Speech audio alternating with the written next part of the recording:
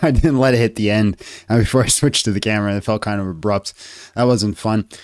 Look at that. Look at that. Just went and had a drink of water. All of it just fell right out on my shirt. Cannot. Having a day. Having a day.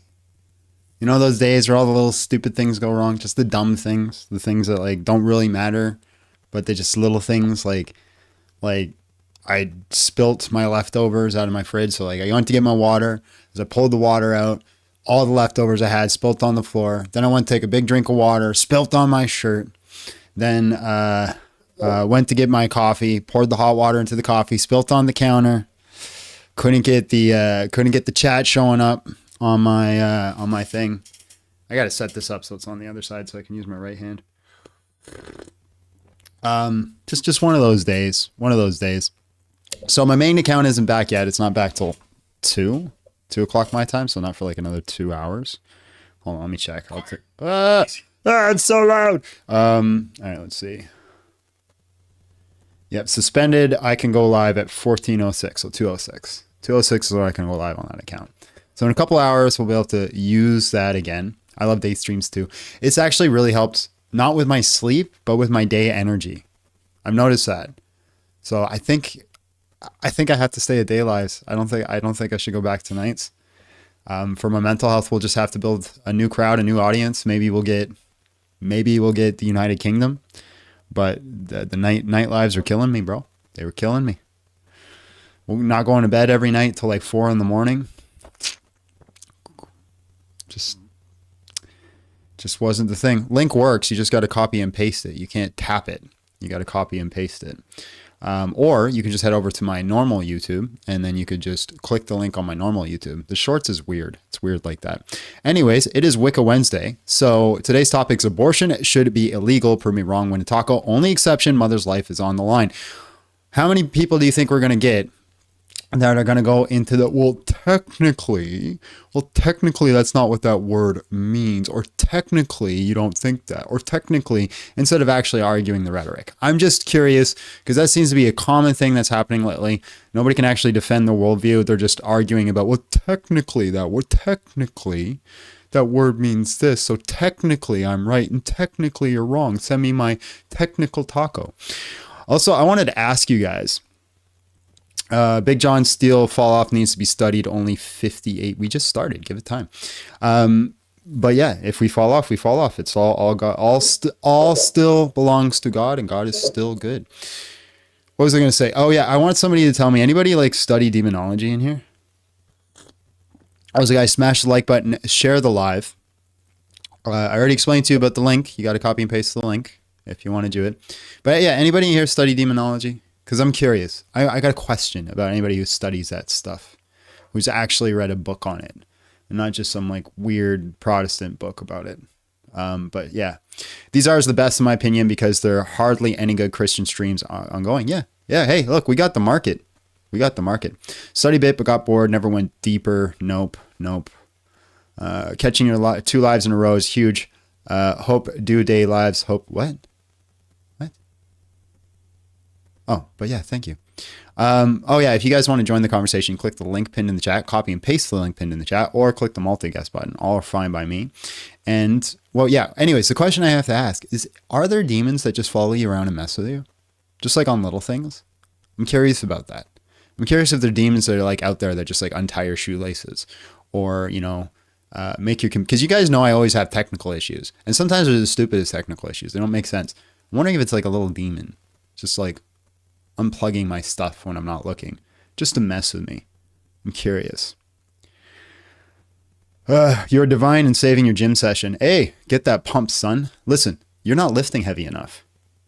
You're not lifting heavy enough. You could be lifting heavier. That weight that you just did, you're like, that's all I could. No, bro, you could throw another 5 pounds on there. You could. And you could even probably do 10 if you just looked around the room and asked somebody to spot you. You could do more. I'm betting any money that you could do more. Sub demon glitch. I mean, so that one guy yesterday was doing or yesterday on Monday was doing the, what do you call it? The demons from the Warhammer, or this machine spirits. So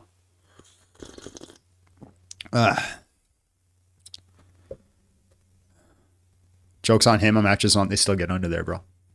They still get under there. They still get under there. All right, guys, make sure you smash and like, sharing, doing all the things that you need to do. Now would be a good time to insert ads. Don't tell me what to do. What's up, Divine Order? I was live yesterday with Divine Order. It was a good time. There's a deer just walking down my road right now, and I live in a town. You should eat it. Just saying. I'm 64 years old and squatting you're 64 years old and squatting 295? Bro. Hashtag life goals. Opinions on the new profile picture? I can't see it. It's too tiny. Their end goal is to has to be to affect you spiritually. I just wonder if there's little demons that walk around and unplug things just to annoy you. Just to annoy you, bro. That's my question that I have up in the air. Question, please. Level 12 baby boy born make woman unclean 1 week and 33 days, and baby girl born make woman unclean 2 weeks and 66 days. Why? I have no idea. No clue. There's an answer to it. I've heard the answer to it. I don't remember what it was. Don't know. IP probably talked about it. Leave the deer alone. Eat the. They steal phone charges. They steal socks. They make you trip. They put you in traffic. There's got to be demons that do that stuff. It's got to be. I'm just. Good morning.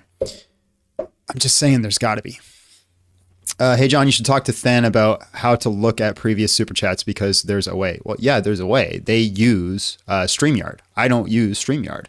That's how they do it. I know how they do it. I don't have the means to do it because I'm not paying $50 a month for a streaming service that gives me freaking potato quality visuals. Like, StreamYard sucks, and so does TikTok in a lot of ways. Hello, how are you? And just real quick, how old are you? I'm 29. All right, bro. Abortion should be illegal. Prove me wrong. Win a taco. Only exception: mother's life is on the line. You might, yeah, you could kick me if you want to. I'm a follower of Christ. I just won't have one question. That's it. Okay. What's it called? I don't know how to answer this question when an atheist asks me, "Prove to me a snake could talk." It's a stupid question. What? It's a stupid question. Why would you want to prove to them a snake could talk? It's aside the point. Because Adam and Eve, the snake was talking to Eve. Yeah, it's a miraculous event. So just say that it's a miraculous event. Well, it's a stupid question. Like prove to me a snake could talk. Well, that's begging the question, right? You're saying snakes can't talk. We're saying that God exists. God can do anything. So saying, oh, if I could prove to you a snake could talk, all I would prove to you is a snake could talk. I wouldn't prove God.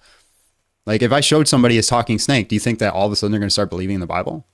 Yeah, you're right. Well, Yeah. Okay, my fault again. No, you're good. You're good, bro. It's not you. It's on them for asking stupid questions. Okay, for sure. But that was all. Thank you, bro. All right, man. God bless. God bless. You know what we forgot to do, chat? We forgot to do the Lord, thank you for this day. Thank you for the blessings. Thank you for all that you've given. Thank you for this life. Thank you for good sleep when you do provide it.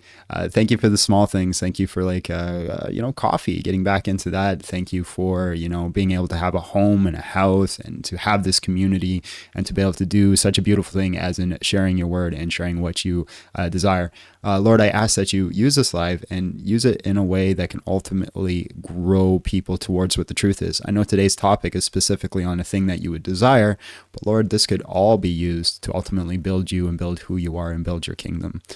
So we put it in your hand and let your will be done, not our will be done. In this, I ask in Jesus' name, amen. In the name of the Father, the Son, and the Holy Spirit.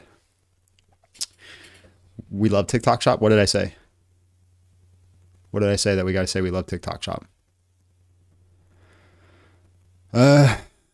Thank you for not making me lose my phone charger. Thank you, Lord, for giving me a body that can work out. I'm lucky to be able to walk. Yeah, amen. We got lots to be thankful for. I got a bad left elbow right now, but I'm thankful for my good right one. Have you ever looked into the Didache? Yes.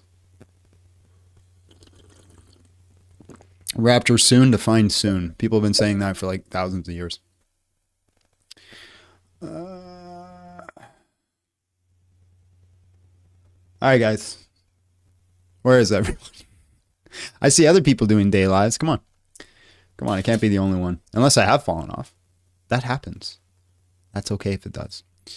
Let's have a quick gander here. Yeah, if you guys want to join, copy and paste that link pinned in the chat. Come up. Let's have a conversation. Or you can join the main stream and just click the link. Both are options. If you don't want to copy and paste the link, just go to the main live and click the link pin there. It's so stupid. Shorts won't let you like post the proper link. What about the case of non-consensual conception? Nope. You don't unalive another person for the sake of another innocent person. So you don't unalive one innocent person for the sake of a different innocent person. What's the coolest dinosaur? If you don't say Velociraptor, there's something wrong with you. Velociraptors are the coolest. Pack hunters, they work, they have stealth, take everyone down. Can I speak in tongues? Watashiba habarashi desu. There you go. I spoke in a tongue. Would it be interest in setting up a conversation with another Christian about universalism? I'm not trying to debate, just a conversation. Not particularly, no. I like we had 2 people saying abortion was okay in the 8th month and the 3rd week. What? Hallelujah. Thank you, Jesus, for being Jesus. Amen. Thank you, Mario. Thank you for the $5 super chat. What do I think about grape victims? I think it's a terrible thing. So what if a kid got graped and was pregnant then? We do not unalive one innocent person for the sake of another innocent person. There's no case where we do that. I do not think this is an exception to a rule. So, yeah, that's what we don't do. Triceratops is 100%. Triceratops? Look, listen. Do you watch Land Before Time? You're going to say your favorite dinosaur is Sarah? I'm just saying.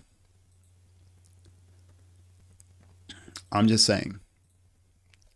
Hey, how's it going? Good. And yourself? Just real quick, how old are you? Me? In this life, I'm 44.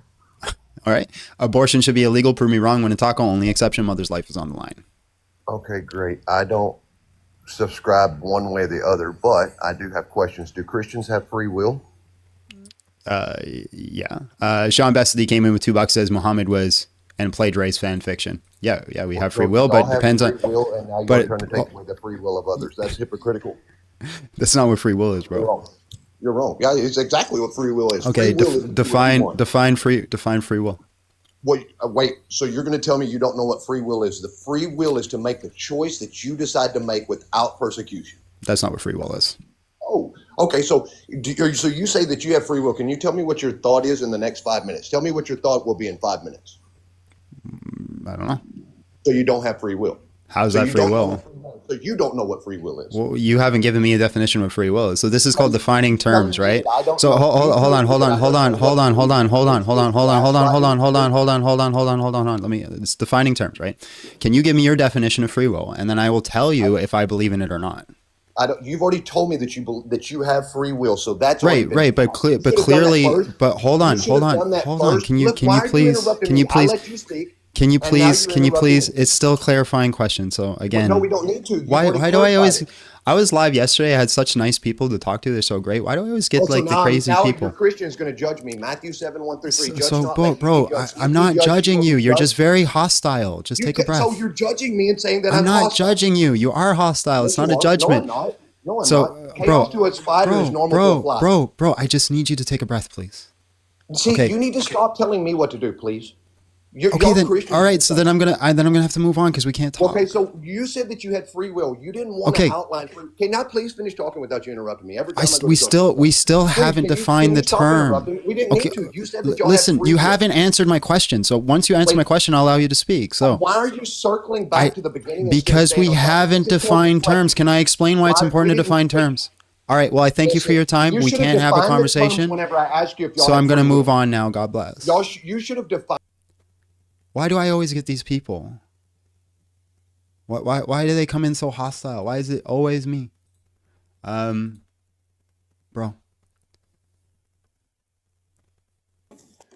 Hello, how are you? And just real quick, how old are you? I'm 23 years old. All right, bro. Abortion should be illegal. Prove me wrong. When a taco, only exception mother's life is on the I'm line. actually, I have a question because I asked in the chat, you didn't read. Because I'm pro-life, and we were yesterday with a pro-life group in the city, and we did like the same thing you do right now, but in person, and we encountered two people that were like, yo, even if the mother is like 8 months Sorry, pregnant. just 1 sec. Tiki Tack came in with $5. Says coffee just kicked in for that guy. He should switch to decaf. Amen.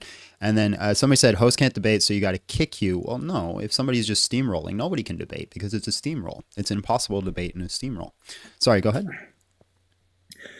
So basically, we had two people who claimed had the opinion that even if it's 1 day before the birth, it would be totally fine to abort the baby. Like, what would be a good answer to this? Yeah, so basically they're doing the bodily autonomy argument. I'd simply argue that we do not have bodily autonomy. There's many situations in this world where we dictate what other people do with their body. Instead, we should focus on things like virtue ethics, where we focus on what is the most possible good. This would be an exception. It's like, oh, you have bodily autonomy for this one specific case. I do not think we have bodily autonomy. I do not think that's an argument. Funky's World came in with $10. Says, unfortunately, abortion is an emotional topic. I've never been able to have a non-confrontational debate about it where I'm evil for wanting everyone. Yeah. Hey, listen, I actually had lots of debates yesterday when I was live with Divine that were non-confrontational. Lots of confrontational ones, but lots of non-confrontational ones. So I think it can happen. Yeah, we yesterday also had like few confrontational, but also few people were really open about it. But that's about it from me. Thank you, brother, and God bless you. No problem, bro. God bless. Bye.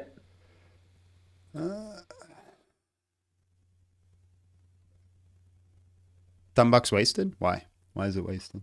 Guys, if you want to join the conversation, if you think I'm wrong, don't be a keyboard warrior, right? There's nothing more cowardly than a keyboard warrior. If you're going to hang out in the chat and talk shit, you have an open invitation. You don't need a certain amount of followers. You don't need to pay any money. You don't have to go through a queue. You just take the link, copy and paste it. You come up and have a conversation. Santos came in with $4.99. Says, I don't have free will because I don't know if I'm eating the burger I just ordered. What stupid train of thought. Well, we just had defined terms. That's what I was trying to get him to do. I was just trying to get him to define terms. Like, do you believe in free will? I said, yes. But then he gave a definition of free will that I don't think is free will. So I was trying to get him to define terms, and he just refused to do that. Aladdin, hello, how are you? And just real quick, how old are you? Am I audible, please? Can you hear me? Yes, I can hear you. Yeah, you're coming through. How old are you? Yeah, well, guess how do I sound like? If you don't mind me asking you. Yeah, you're fine. Guess. How old are you? No, I'm asking you. Can you guess, please? Guess. No, I need an age. Okay, I am 60 plus. You're not 60 plus years old, bro. I'll open the cam and you will see me. I'm 60 plus. I'll open the cam and you look at me. Is that okay with you? So you can see my face. My cam is open right now. You can look at me. I have the camera feature turned off. Yeah, so abortion should be illegal. Are you 16 or 60? 60. More than 60? 60, yeah. You Okay. Look at the cam. Sure. Camera's not on my end. I have them turned off. So abortion should be illegal. Abortion should be illegal. Prove me wrong. When in taco, only exception mother's life is on the line. Well, for me, it's illegal. Of course, I will never accept abortion. But with all due respect to you, if you don't mind me, I just asked you in the live chat. I just post something. I said, if it's okay with you, I would like to ask you some questions about Christianity. I will not argue. I'm not here to argue. And I will just listen to your answers. That's all. I won't discuss or argue. I mean, I got no one else in the queue, so I guess so. So it's okay with you. And if you feel like you want me to leave, just ask me to leave. And don't worry. I'll kick you if I want you to leave. I live with respect. No, you don't need to kick me. Just tell me, please leave. I'll just leave. As simple as that. Mm-hmm. I will try to ask you some, not that difficult. All right, get on with the questions, bro. Okay. First question. In Christianity, why did your God come in an image? Why he has a begotten son, not a begotten daughter? And why he came in an image of a man, not an image of a woman? Because he wanted to. So my question is why? Because he wanted to. So, I mean, a while ago I asked you a question and I appreciate you when you said I did not know. And I typed, I said, I appreciate and respect you for saying I don't know. Now, my question is for you, why he wanted to come in an image of a man and he has a begotten son, not daughter? Why? Because he wanted to. That's why I'm asking you why. He wanted to. I know he wanted to, but my question is why? Why he wanted to come in an image of a man, having a begotten son, not image of a woman, or having a begotten daughter? Most likely because of ancient Near East authority.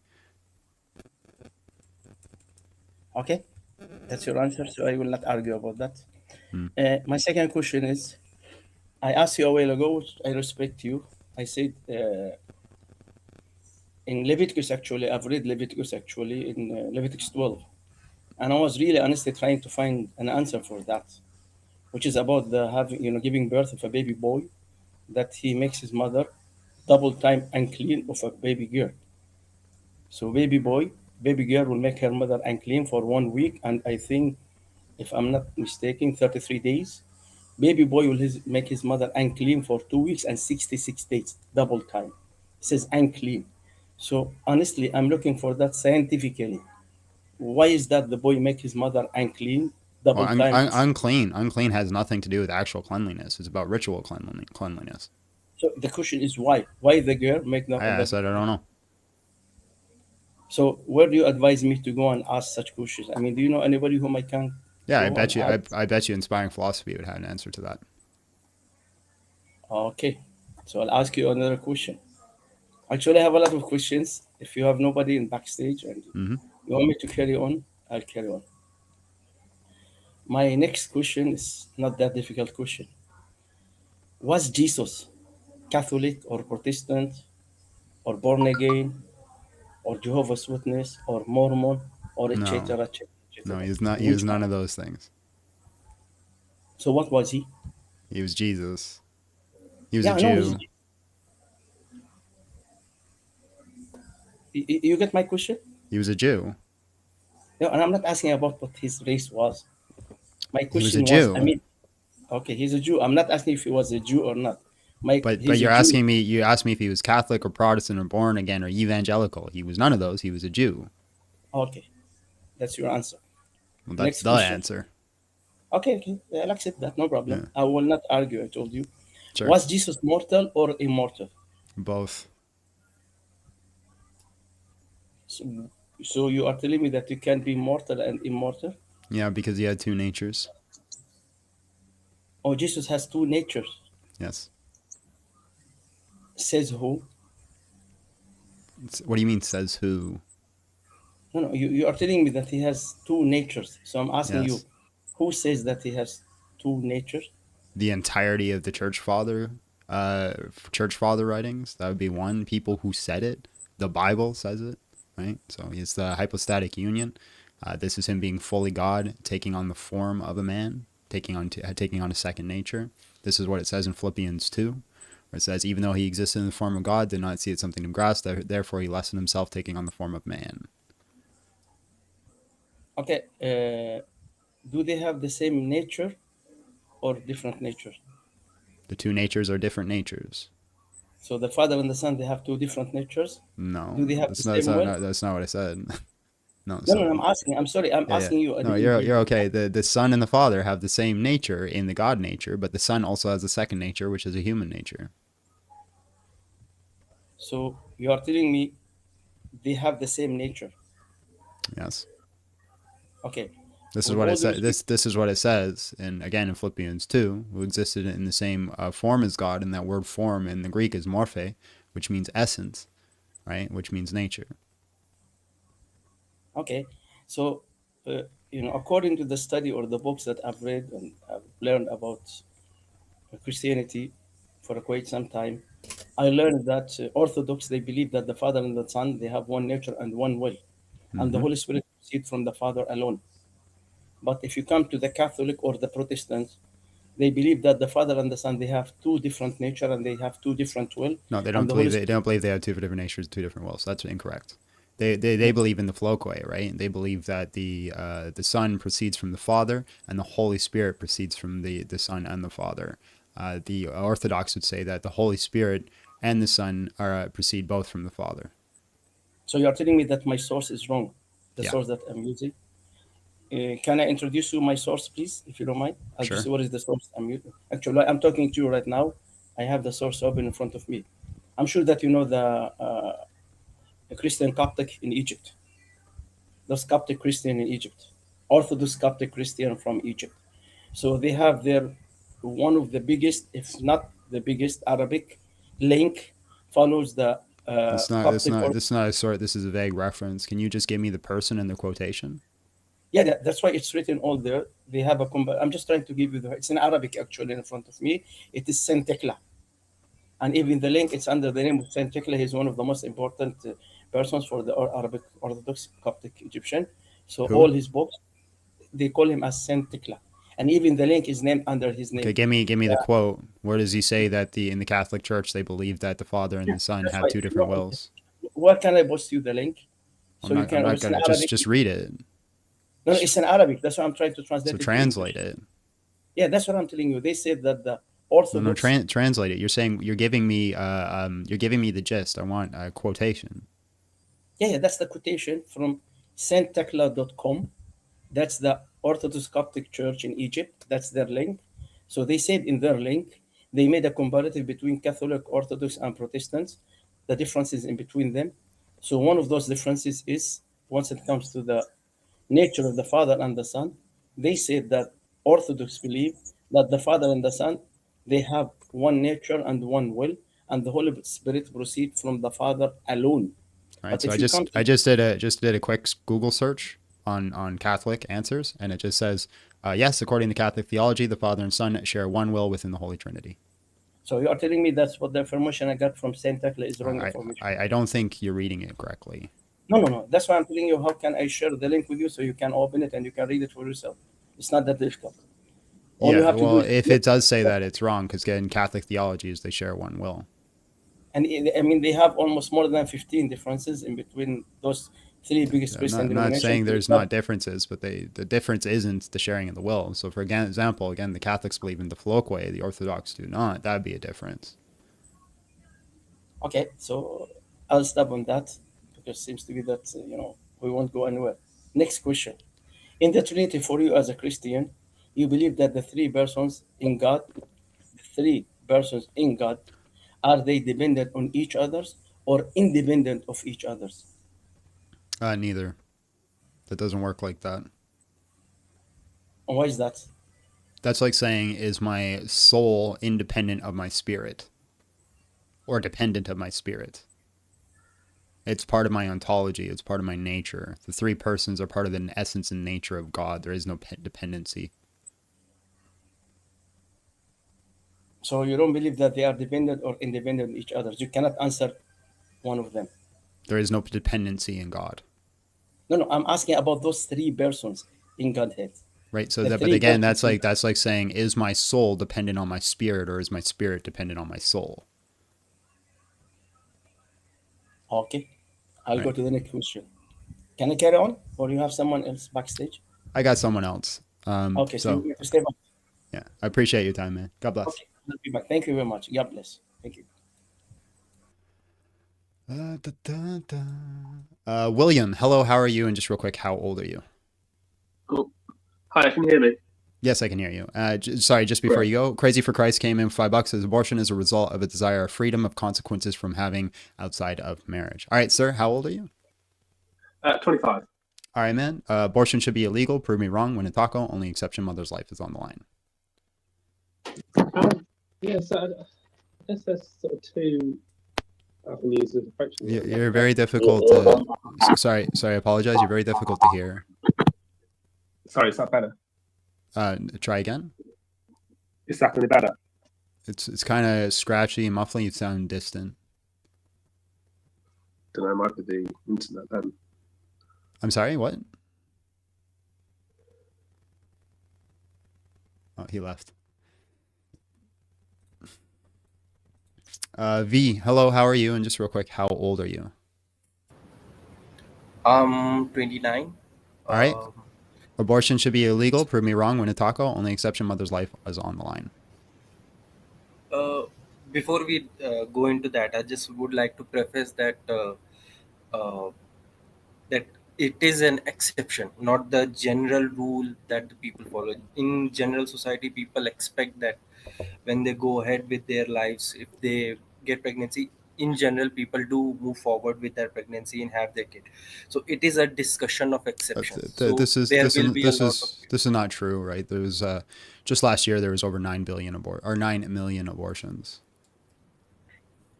but there were considerably more children born, right? If Yeah, you there's take a that lot into of, but account. that's still a lot. That's a genocide, right? If I Yeah, told you there's 9 million of that's what any I'm people trying to group, get to. but hold on. If I told you there's 9 million of any people group that was unalived, you would say this is an atrocity and terrible. You wouldn't say, well, more people got to live, so like it's just a weird argument.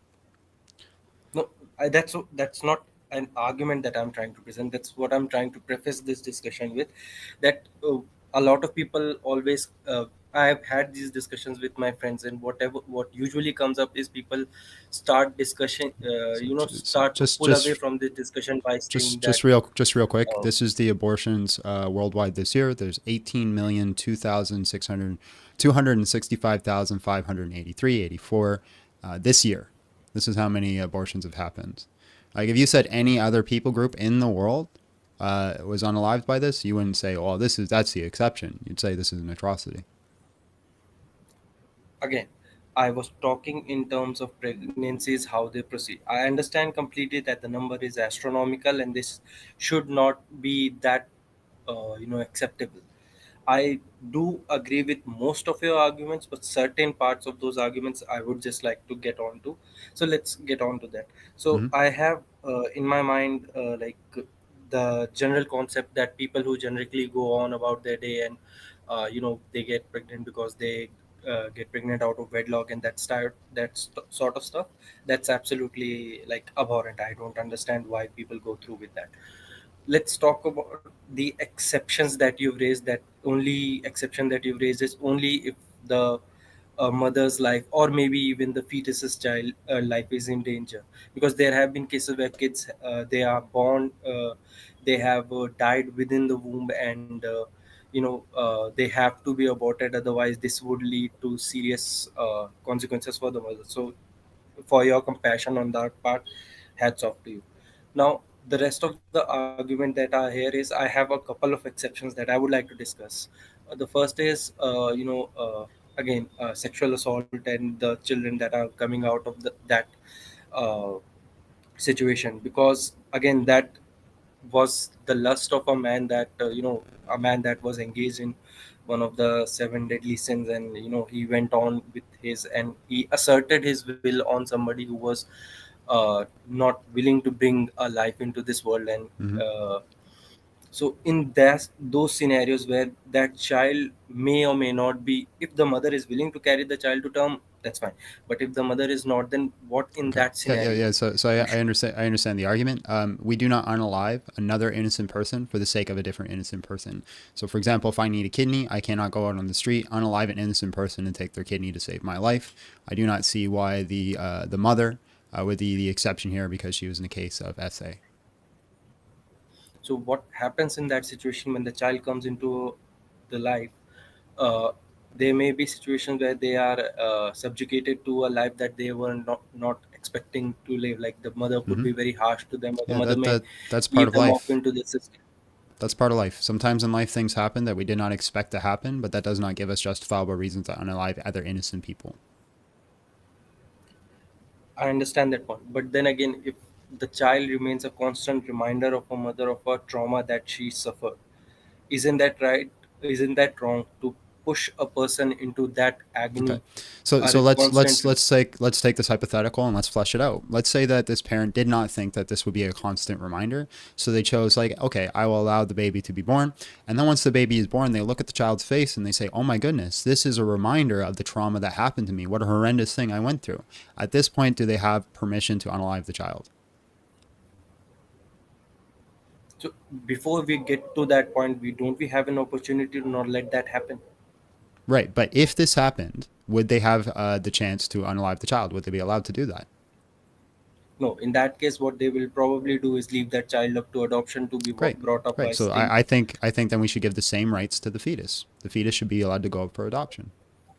Then, when a child is put into this system, don't you think that's another thing that we're burdening the child with?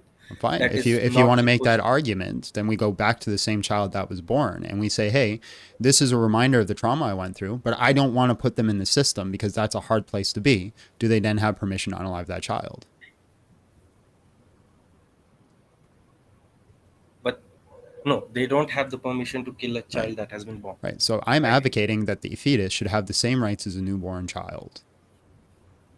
So then the argument becomes that we are subjugating a child, possibly not 100%, but possibly a life of pain and suffering, and maybe even deviate into criminal activities and such, because they're pushed into a system that is I'm extremely exploitative. basically what you're doing right now is like an appeal to emotion. You're saying, hey, here's some emotional scenarios that would happen that I would rather not happen. Completely. But you're not actually addressing the mathematical equation, so to speak here. Is the fetus equal to a child? If no, why? If yes, then it deserves the same rights. So I can basically sum it up in this syllogism. I am a human that has the right to life. I used to be a fetus. Conclusion, a fetus has a right to life. You haven't given me a reason why that fetus doesn't have a right to life. All you've said is that if the fetus gets to live, the mother is going to have hardship. Well, as I already stated, we don't get to unalive other innocent people for the sake of another innocent person. Yeah, I'm happy to draw that conclusion at this point. Yeah, sure. Which conclusion? I'm sorry. Yeah, what you said basically, that the fetus has the same rights as the child. Amen. Hallelujah. Awesome. That's good news. Sure. All right. Was there anything else, Thank you. bro? No. Have a good one. Thank you. God bless, man. Thank you for the conversation. V came up with the law 9 says logic over emotions. I agree. We got to try that. It's difficult to separate the two, especially in this topic. I get very emotional. That's why I can seem deadpan, because I'm like grunting my teeth and trying not to scream, "Don't kill the babies." But yeah, let's move forward. Hello, how are you? And just real quick, how old are you? I'm 18. All right. Abortion should be illegal. Prove me wrong. When in taco, only exception, mother's life is on the line. Okay, I think it shouldn't be illegal because, like, think about it. Imagine a world where men could, get pregnant, and, like, imagine somebody, grapes you and you have that baby inside you. Would you want it, like, everybody to know, It doesn't matter what I want. We don't get to unalive other innocent people for our own sake. So there's never a situation where, what if, sorry, just real quick. There's never a situation where I get to choose to unalive another innocent person to improve my own life. wait, so what if it was like an accident, like, so you wouldn't even, like, unalive? My little brother was an accident. Should I be allowed to unalive him? I mean, no, because that's your mom made, him. She should have that, she should have that opportunity to Okay, cool. do that. So not you. my little brother was an accident. We actually have different moms, but same dad. So my little brother was an accident. He's 30 now, I think. Should his mother be allowed to unalive him? No, I don't think so. But Why not? that's her choice. But can she 'Cause, unalive him now? I mean, nah, it's murder. Yeah. Can't So do that. well, we got to say smurder. We got to be careful. We'll get bananaed. Okay, that's murder. My bad. Yeah. You're good. Murder. So yeah, why can't she unalive him now? Because, I mean, he's not in, the womb, not just a fetus. Can't do that. Okay. So what is the separating factor that makes a fetus have moral and human rights and an adult, a fetus not have moral and human rights and an adult does have moral and human rights? Because, like, a fetus between, like, a human adult, you can't really, like, probably, like, I mean, it's just different, John. You don't see. Yeah. Well, I'm going to take the principle of caution here. And if the only argument I hear is it's just different, bro, I'm going to take the principle of caution and not risk unaliving innocent human people.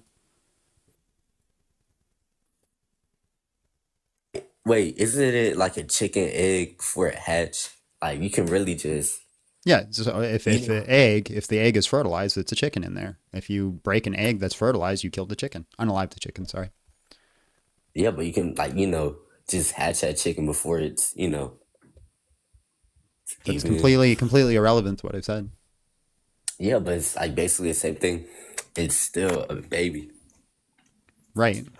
Yeah, we don't unalive babies Why not? because they're humans. Do you think we should be allowed to unalive babies? I mean, technically they're not humans yet. Oh, I'm talking They're about just babies outside the womb. Do you think we should be able to unalive them? that's a kid. That's just a child. Yeah. No, because Okay. that's So then what is the like differing if factor? right. Then what is the differing factor between a baby inside the womb and a baby outside of the womb? Well, the baby inside the womb doesn't really have it can't really think, and Okay. a baby outside the womb, Okay. it's Okay, cool. It can can't think. think, talk, Okay, fine. It can't think. the All right, heartbeat. fine. So I go in for surgery. I get put into an anesthetic. I go under anesthesia. I am no longer thinking because my brain is inactive under anesthesia. Do I lose all my human rights? No, because you're still a human. You just Right. because you're under anesthesia doesn't Right. mean you Right. can't So think. your ability to think doesn't determine whether or not you're a human, right? I mean, it does. I mean, it does. Because okay, if you were brain dead, you're still human, but like, come on. Well, if you're brain dead, you've started the death processes and you should just be allowed to die. But we're not unaliving brain dead people. We're just allowing them to continue their death processing. Okay.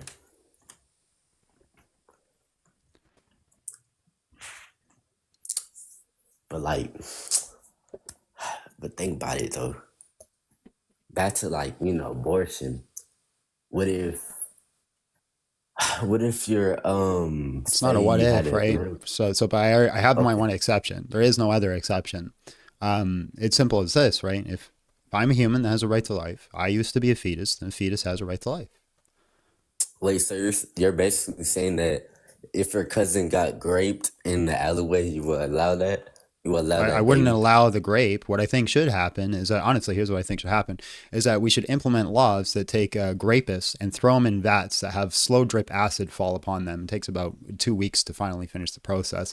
But yeah, I think they should have the child. But why though? That's Because we do not unalive innocent people for the sake of another innocent person. Yeah, but like have a baby anytime you want to. It's not like that's that one time chance you can have one. It's not about them having the baby. It's about not unaliving another innocent human. Right? The same logic. If I have a newborn child, I could throw it off. I got to be careful what I say. I don't want to get bananaed again. I can unalive a newborn child and then just have another one whenever I want to, because I can have a baby whenever I want to. Well, I feel like God should, judge if you should, unalive a child. Fine. If you want to use the God will judge, then let's really plan that out. Let's remove all laws, every law that's ever existed, and allow God to judge. Okay, yeah.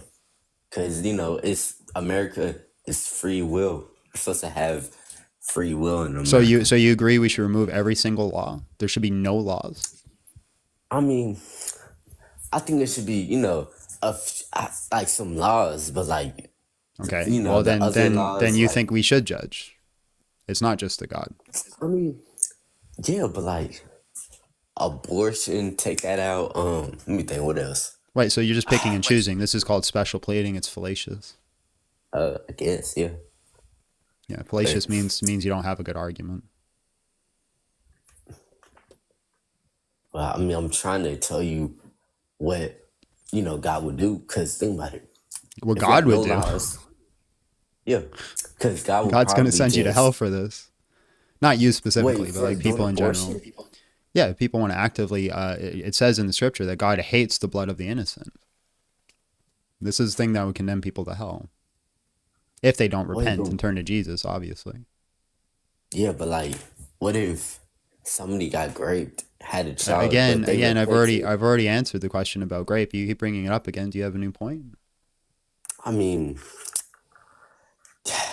nah, John, but like, I'm sorry, my friend. Then I think you should change your stance. Because so far, the only thing you've gotten so far is that this is just how I feel. And I don't think that's a good reason to hold a stance.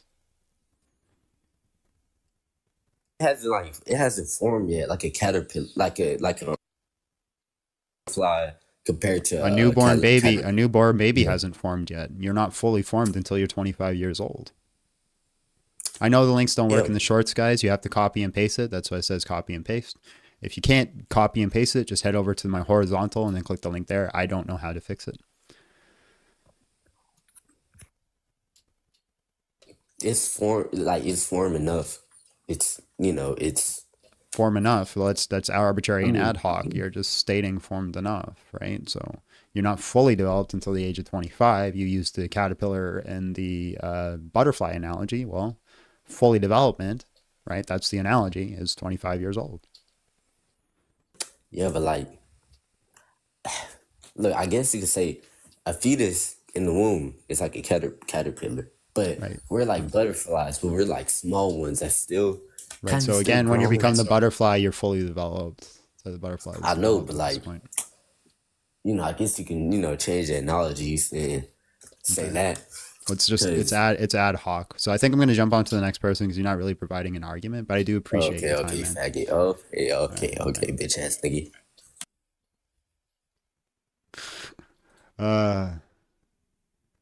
He just used the F word. Should you all report him for what do you call it? Homophobia? I don't know if you should. No, don't do that. Don't report people.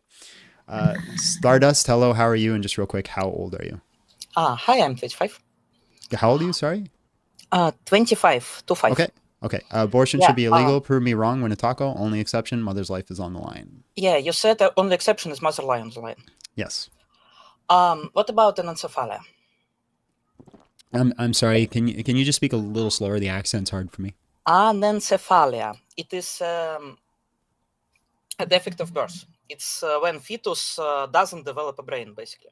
Yeah, it still grows, it still develops, but it's 100% lethal.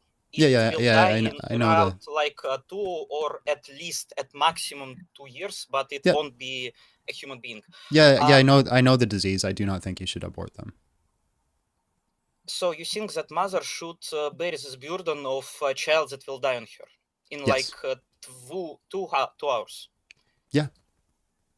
Okay. Then I have another point. Is the mother life is on the line? Let's assume the situation. You already went over the rapes, but I have another. You gotta use a different word. I don't want to get banned. Oh, sorry. English. Oh, okay. So basically, when let's assume that there's a 12-year girl, and sorry, just to slow down. I'm really trying to hear you out, and I apologize. Sorry. My English is pretty bad. So let's assume we have a 12-year-old child, and she was abused by an evil person. This evil person is pretty evil, and his action caused pregnancy. The child is pretty unstable because she went through extreme panic and extreme harsh. Her child may not form because of this, because the depression, that emotions that she lived through, it can cause a child to die in birth and cause her life too, because she can die with it. Some specialists assume that it will be wiser to save her life in future if this incident happens, to abort because she can. Allow me to continue. Well, I understand the argument, but you can go ahead. Commit suicide because she can. Unalive herself. Again, this would be a situation where I'd say no, right? Right. Basically, you're arguing for like medical assistance in dying. Somebody, we do all we can to prevent them from going to this scenario, but we unalive another person to, lead to the greater good. I do not think that we should unalive innocent people. But I think that we can allow people to continue out the death processes. We should do everything in our power to prevent this, but we do not unalive another innocent person to prevent this case. There's never a scenario that we do that. So, for example, I cannot go on the street, unalive another innocent person to take their kidney. Say if I had a kidney disease, I could not do that.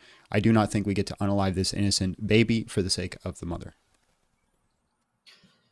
Well, I kind of agree with you because I am not extremely against abortion as a process, but sometimes an unwanted child and no, like a child that appeared that pregnancy was not planned, it can cause harm to family.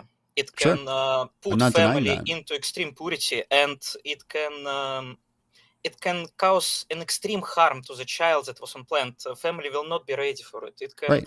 lead I agree with all those things, but it doesn't yeah. change the fact that we It will don't be great to hold on. illegalize the abortion. Hold on. I agree with all those things, but I do not think we unalive innocent people for the sake of other innocent people. Yeah, allow me to continue because it is my point. We cannot illegalize abortion while we allow people to be poor and to drop in extreme poverty. Sorry. This is Okay, so let's just play. Hold on. Let's just play this out. Okay, if it's going to lead to extreme poverty, we should be allowed abortion. Okay, well, can I go unalive a rich man and take his money? I am a communist, so I would say yes. So you think I should be allowed to unalive across wow. different people? Yeah. So you think I should be unalive people who have more than me and take what they have? It depends if it's a fascist, if it's people who abuse others, because there's no. I'm not talking about abuse. People. I'm not. Again, the word was innocent. That's the word. That's the word I used. They're innocent, but they have more resources than me. Should I be allowed to unalive them? There are no extremely rich innocent people. I just said has more resources than me. Should I be allowed to unalive them and take it? I said extremely rich. So it's just more resources. So you're not actually addressing my analogy. You're changing my analogy and then attacking that. You're doing what's considered a straw man. I didn't understand you. Sorry. It was yeah. My So mistake. I'm gonna re-explain. All they have is more. Right? I didn't say extreme amount. It doesn't have to be billions of dollars. Right? It could simply be the fact that I have $10 and they have $500. Can I unalive them and take it? No. Okay, so you do not think that I should be able to unalive people just because I'm in poverty. So I hold to the same account with the child. Just because that child will lead to poverty doesn't mean you get to unalive it so you don't have poverty. I am not advocating for unaliving children. I'm saying that we should illegalize abortion only when we completely eliminate poverty as a concept. Right. That's exactly what you're stating. You're stating that we should be able to unalive innocent people to prevent poverty. No, I'm saying that we should focus on stopping this unalivement. And the way that you're going to do that is you're going to allow the unaliving of innocent people to prevent poverty. Not to prevent poverty. That's literally what you said. To avoid for people to fall into poverty because that's the same thing, just different words. There are many people who die of starvation. You're using this. Okay, you're using the same thing but different. I'm sorry. I got to stop you because you're using the same thing but different words. Sorry. The thing that you said, which I steeled, man, and then you said no, and then you said the exact same thing, is that you want to allow the unaliving of innocent fetuses inside of the womb to avoid, prevent, or stop or mitigate poverty. Not to avoid it. We need to focus on it. I used different syllogisms poverty there. As a concept. Right, so you want to allow the unaliving of innocent human children to mitigate or focus on or stop poverty. For a time being, yes. Let's assume that. Right. I do not think that is ethical. There's no other situation in life where we unalive other innocent people to help prevent other people's poverty. There are some issues. Like where in life do we do that? Persons that can cause you harm. That is okay. You keep ignoring specific words I'm using. I do not think, nor do you, because we just clarified that there are situations where we get to unalive other innocent people for the sake of other people's poverty. Yes, of course. I agree with you. Right. So a fetus is an innocent person. We should not unalive them for the sake of our poverty. Of course it is. But for a time being, we don't live in perfect society. For a time being, it is extremely bad that it happens. But we have more drastic issues that plagues our world, our economic system. And when we fix this issue, we can stop an end to, as you call it, mass murder of children. I don't agree with the term genocide that you use. I don't know if it is eligible in this context, but Well, we can end this. let's look up what the word means. Genocide, the deliberate unaliving of a large number of people from a particular nation or ethnic group with the aim of destroying the nation or ethnic group. So it wouldn't be a nation or ethnic group, but I'd say it's a large group of people. So I'd say it's a partial definition for sure. It is a pretty legal concept, but I digress. I mean that it is an issue, and we have a lot of issues that we need to legalize. We need to legalize murder, but murder still happens. We need to Smurder. legalize Smurder. We gotta be exploitation of careful. people. We gotta be careful with our words. Oh, sorry. Yeah. So Sean Bestie came in with $5, says you can see exactly why atheism and communism go hand in hand. That hand is the extinction of the human race. I don't want the extinction of human race. I want the opposite. I I'm mean just reading that the super chat. the opposition happens. The oppression of poor happens. The children still work in cobalt mines in some countries.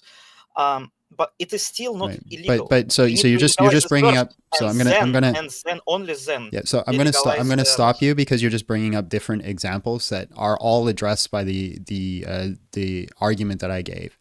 You do not unalive innocent people for the sake of other innocent people. You haven't addressed that yet. You're just giving me different examples of when you would do that. I agree with you on this topic. Right. So okay, But we fine. don't So then do it now you have to give me the reason why we're allowed to do that with the fetus, but we're not allowed I'm to not do it in saying any it. other I'm situation. saying that we need to postpone this illegalization. We can't illegalize the child labor right now in this very moment, Okay. in this very Okay. instant. Fine. So then you're saying it should be illegal, just not yet. Yes, it is Okay. exactly Okay. my Cool. point. Fine. So then I win. I appreciate your time. Oh, okay. Have a nice day. All right, man. God bless. Yeah, I wasn't trying to kick them or anything, but also communism is very icky to me. But yeah, if you concede that abortion should be illegal, then that's it. That's the end of the debate. Matt, hello. How are you? And just real quick, how old are you? I'm 25. Sorry, I didn't mean to cough in your ear. All right, abortion should be illegal. Prove me wrong. Win a taco. Only exception is mother's life is on the line. So I'm pretty sure at the end of the day, most abortion arguments will always reduce down to when does life begin, which ultimately I think is always arbitrary. I do think that there is an interesting. I don't think it's arbitrary. I think there's a scientific consensus. You're talking about personhood. There's a scientific consensus? Yeah. So if we're talking just about life in general, the scientific consensus is that human life starts at conception. That's a 96 percentile. But if you're talking about personhood, that's a completely different thing. That's the philosophical debate. Yeah, sorry. I guess, yeah, I was using life and personhood interchangeably. My bad. Sure. But I think we would agree that regardless of life, if a scientist says that life begins at a certain point in time, that has no moral value as a claim, because a scientist does not do morals. They do science. Okay, cool. So first thing I'd ask you are you a moral objectivist? No. Okay, so then you have no basis to make any more sort of moral claim because it's just your subjective opinion. I would say I'm not a moral objectivist on the basis that I don't know if humans have an ability to access or measure the moral value of a particular claim. So whether or not there is maybe some objective moral framework that's out there that exists, or whether there isn't, I don't know if human beings would have access to that. Well, it'd so be like an eternal concept, right? This would be actually an argument that I'd use for God, but we don't have to get into that. Yeah, so if objective morality is true, then there is a certain standard that we should all uphold. We should have certain oughts that we should achieve. If there is none, there is no actually oughts. There just is, right? And I'm sure you're familiar with the ought is distinction. Yeah, I mean that's kind of what I'm pointing towards with regards to scientists making a moral claim. A scientist is making is. They're describing the universe. They're not making a. They're making an is statement. I agree. They're not making a moral claim. What we're trying to do is we're trying to make the ought claim. But the problem is that you're doing it from a place where you do not think there is any ought claims in morality. I do not think I have access to some objective framework for them. I think you, regardless, you can still do morality. You can still have an ethical framework and it be internally consistent. But so are you stating there I are don't have no ought means claims? by which. Like I think you can have a system that has ought claims. Okay, but do you think that's like transcendent, like it's eternal, it exists outside just the human mind? No, I think morality, as far as I can tell, seems to be completely mind dependent. Okay, so yeah, I'd actually agree it's mind dependent. So, but if you're saying there is no transcendent, it's simply the human mind dependent. Yeah, then it's purely just negotiation, right? It's just societal negotiation on what we all collectively agree on what we want to live in a certain society, and then you could actually make arguments that hey, I think it should be ethical that we have baby breeding factories. I don't want to get too into details because I don't want to get bananaed, but I think you understand the concept I'm saying. If I can get enough social pressure to convince enough people to go into that, this would be a positive ought claim. This would be something that's good. Yeah, much in the same way that if God bestowed upon us another chapter in the Bible that said that baby breeding factories were okay, I would think you'd have to agree with that. Yeah, I don't hold to divine command theory. So then how do you define your objective morality? Yeah, I think morality comes from God's nature. God is a perfect state of being. Anything that's in a state of being is acting in something that is good. Anything that's operating out its state of being is the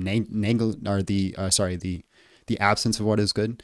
And so what is absent of good is what is evil. So it's just your state of being. So God has the perfect nature. We want to move towards God to end up in our perfect nature. Anytime we move away from that, we move away from our nature.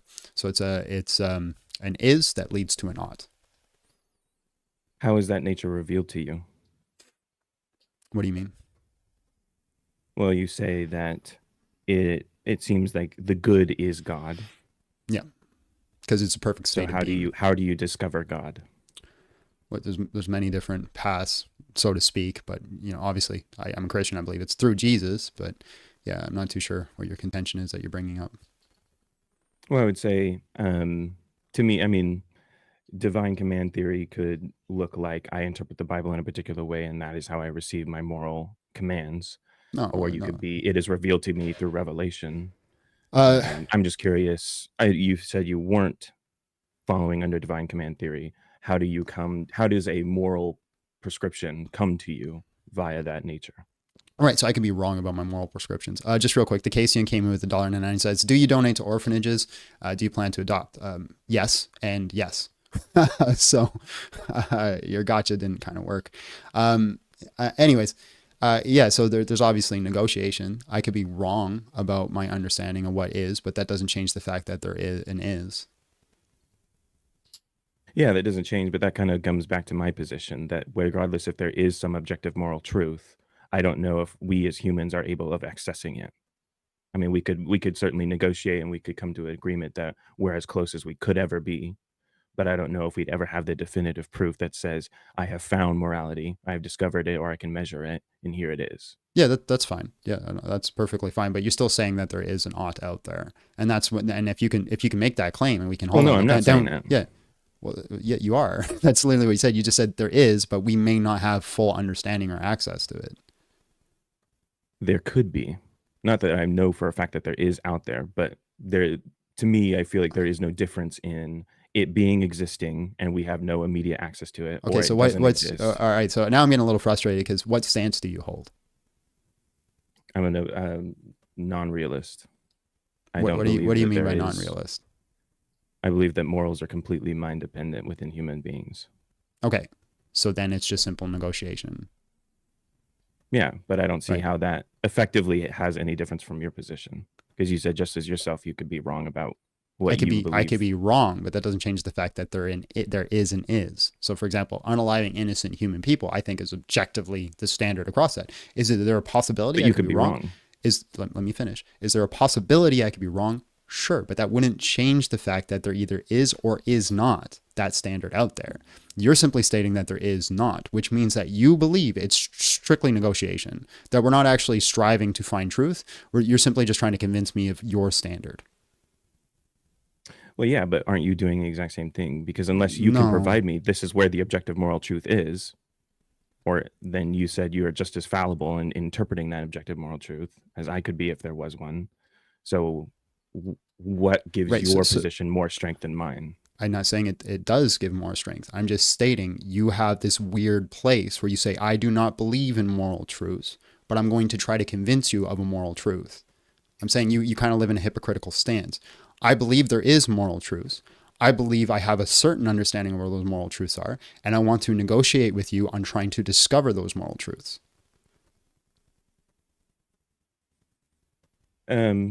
Yeah, okay. I don't think it's necessarily hypocritical. I think you can have a rule system without appealing to something independent of a mind. Like we Yeah, can you can agree have to the rules of a rule chess. system, but you can't say that it's a moral system. You can just have a Well, rule I system. mean, We're just negotiating with what we want in society. So like I said earlier, if I can get enough social pressure to convince the amount of people in the world to implement a baby making factories, there would be nothing wrong with that. and what if I get enough social pressure to convince that I have discovered the closest approximation of the moral truth that allows for baby making factories? What? Well, I'm saying it seems like you believe yourself to have a stronger position because there exists some objective morality, and the work is to try to get as close as we can to it. And so what stops one individual from saying, I think I'm as close as we can get to it? And that and my morality coming from that closeness says that baby factories are okay. Still don't understand what you're trying to say. Well, you said you could be wrong in your interpretations of the objective Mhm. moral truth.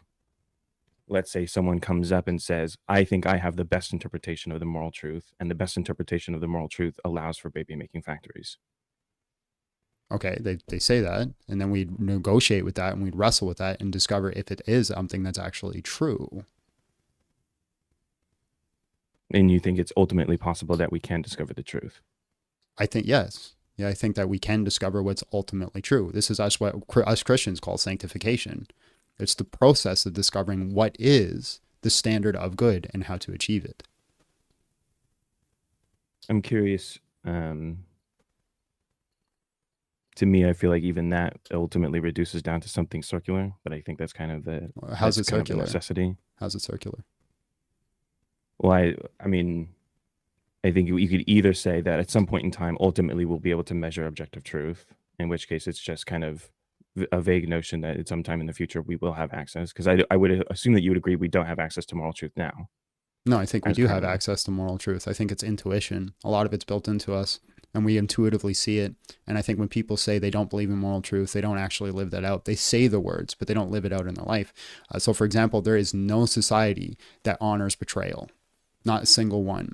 If we had a society that simply had subjective truths that have built themselves up, we would expect to see vast difference in morality. But instead, what we see is difference in nuance of morality. So, for example, we might find a society that says unaliving a child to a pagan god for getting the crops to grow is something that we should do. But none of them say this is a good thing or it's a fun thing or it's something that we should achieve because it's just great to unalive little children. They think it's a necessary evil, something that they have to do to achieve a greater good. Right? It's an all things considered philosophy. But at the end of the day, they still hold the moral truths, the bedrock of what those truths are. They just negotiate with it as they go into the world and try to practice living it out. Where do those intuitions come from? I think it comes from God. Well, I just think they come from humans. I think that would probably be the ultimate reduction of our two positions, that the moral intuitions that people have, I think just kind of come from being a human and being conscious, whereas you think that they're placed there by God. Right. So it's a simple statement, right? Is it always wrong to grape someone? I can imagine a circumstance where it's not. What circumstance would it be okay to grape someone? I'd say if 1 million lives were on the line, if he had to do that in order to save 1 million lives. That's really messed up. So you're a utilitarian? Not necessarily, but I think that's just that is a hypothetical situation. That's a utilitarian point of view. So what about two people? I wouldn't say I'm a utilitarian because the number doesn't necessarily matter to me, but just the idea that I can conceptualize of a hypothetical situation. Yeah. So what about two people? Would you grape two people to save 1 million? I don't know. What I about mean, three? how many sand particles makes a heap? Mm-hmm. Yeah, exactly. That's the point I'm trying to bring up. That's my point. So I'm not I a would utilitarian. argue, yeah, this is a utilitarian point of view. You're basically stating you want Just to because I leave to the stated a great. number, I could have just said a vague No, X amount of people. this is utilitarian because you're stating that you want to lead to the most harm reduction, right? This is a utilitarian point of view. So you would give more harm to a singular person to lead to more harm reduction collectively around the world. I think this is disgusting. I think it's terrible. And I'd actually be pretty concerned. You hold murder and grape in the same moral weight? I'm not saying I hold it to the same moral rate, but I think it's pretty disgusting to do one evil act to stop another evil act from happening. I think that's a pretty important thing to do. And that is your intuition. I'm curious, there is a difference between saying that something is immoral and something ought to be illegal. I think that's probably the most worthwhile argument to be had, because I think ultimately the morals were probably reduced down to something circular or arbitrary. I'm curious what enables you to say that it not only is it immoral on an individual basis, but it ought to be illegal. Yeah, it ought to be illegal because simple standard, we live in a society where I am a human that has a human right. I used to be a fetus, therefore the fetus should be have those human rights. But we understand that even in most societies, the amount of rights that you're allotted or the privileges that you're provided can change based on your state of being. You know, a kid does not have the same amount of rights as an adult. They have human rights. That's why I use specific human rights. So like, for example, the right to life, the right to well-being, the right to the pursuit of happiness. These would be like human rights. Pursuit of happiness as defined by what? Because I can imagine a lot of things that would make a kid happy that a parent wouldn't allow them to do. Yeah, now you're just throwing the heap into the molehill type of thing, but you get the concept, right, to the human rights. Now we can get into the nuance of what human rights. Hold on. Let me finish. We can get into like the nuance of what like human rights is, but I don't want to do that. I think it's a red herring. So I'm just going to rechange my definition, and we can address that. I am a human that has a right to life. I used to be a fetus, therefore a fetus has a right to life.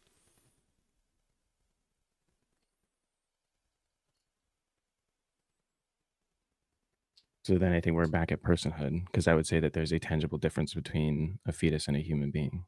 Okay, so you disagree with premise 2. I did not used to be a fetus. No, I could disagree with the hidden premise that because you used to be something, the rights of the thing that you are now continue back in time to the thing that you were in the past. There's no hidden premise. Well, necessarily, I don't know. It's not there's an in-based assumption that there's not an in-based assumption. So premise 1, am I a human that has a right to life? Mm-hmm. Yeah. Premise 2, did I used to be a fetus? Yeah. Then the natural conclusion is a fetus has a right to life, unless you can show me a symmetry breaker, or you disagree with a specific premise. There is no hidden premise. That's not how it works. William C. Came in with $10, says, do you believe in macroevolution and why? I do believe in macroevolution, but it's kind of outside what we're talking about here. Well, I'd say there is a baked-in premise there, because there's the idea that a property of something, of an X, extends back to when X was no longer X, or when X was previously something else. That I don't know if you can necessarily say that all properties of you now are the same as the properties that you always had. It's not baked-in premise. The baked-in premises aren't a thing. That's not a thing that exists. What you need to do is you need to find a symmetry breaker. Argument by not having so for example, a symmetry breaker could be the fact that I did something that took away my innocence, therefore I don't have the right to life. This would be a symmetry breaker. So that'd be like an example that breaks it. It's not a certain point in time. It's not a hidden premise. So I am an innocent human that has a right to life. I used to be a fetus. Fetus has a right to life. What is the symmetry breaker? It's interesting that you use "used to be" there as indicating something of a different. Can you give me the symmetry breaker? Well, you just kind of provided it yourself. So what changes ontologically that changes the fact that the fetus does not have the right to life, but I do have the right to life? That's the symmetry. That's what I'm asking, what a symmetry breaker is. You're not actually trying to give me a symmetry breaker. Personhood. Okay, so a fetus doesn't have personhood. I have personhood. What is personhood? I think personhood is a property of something that is at a particular state of consciousness. A particular state. So consciousness or will have. Okay, so consciousness is personhood. Is that your statement? More or less. Okay, so if I go under anesthesia and I've lost my consciousness, do I lose my personhood? No, Okay, so then consciousness is not personhood.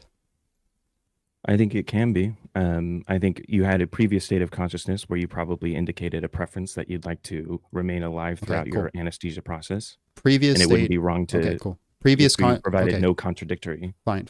Previous consciousness gives you personhood. Are dead people persons?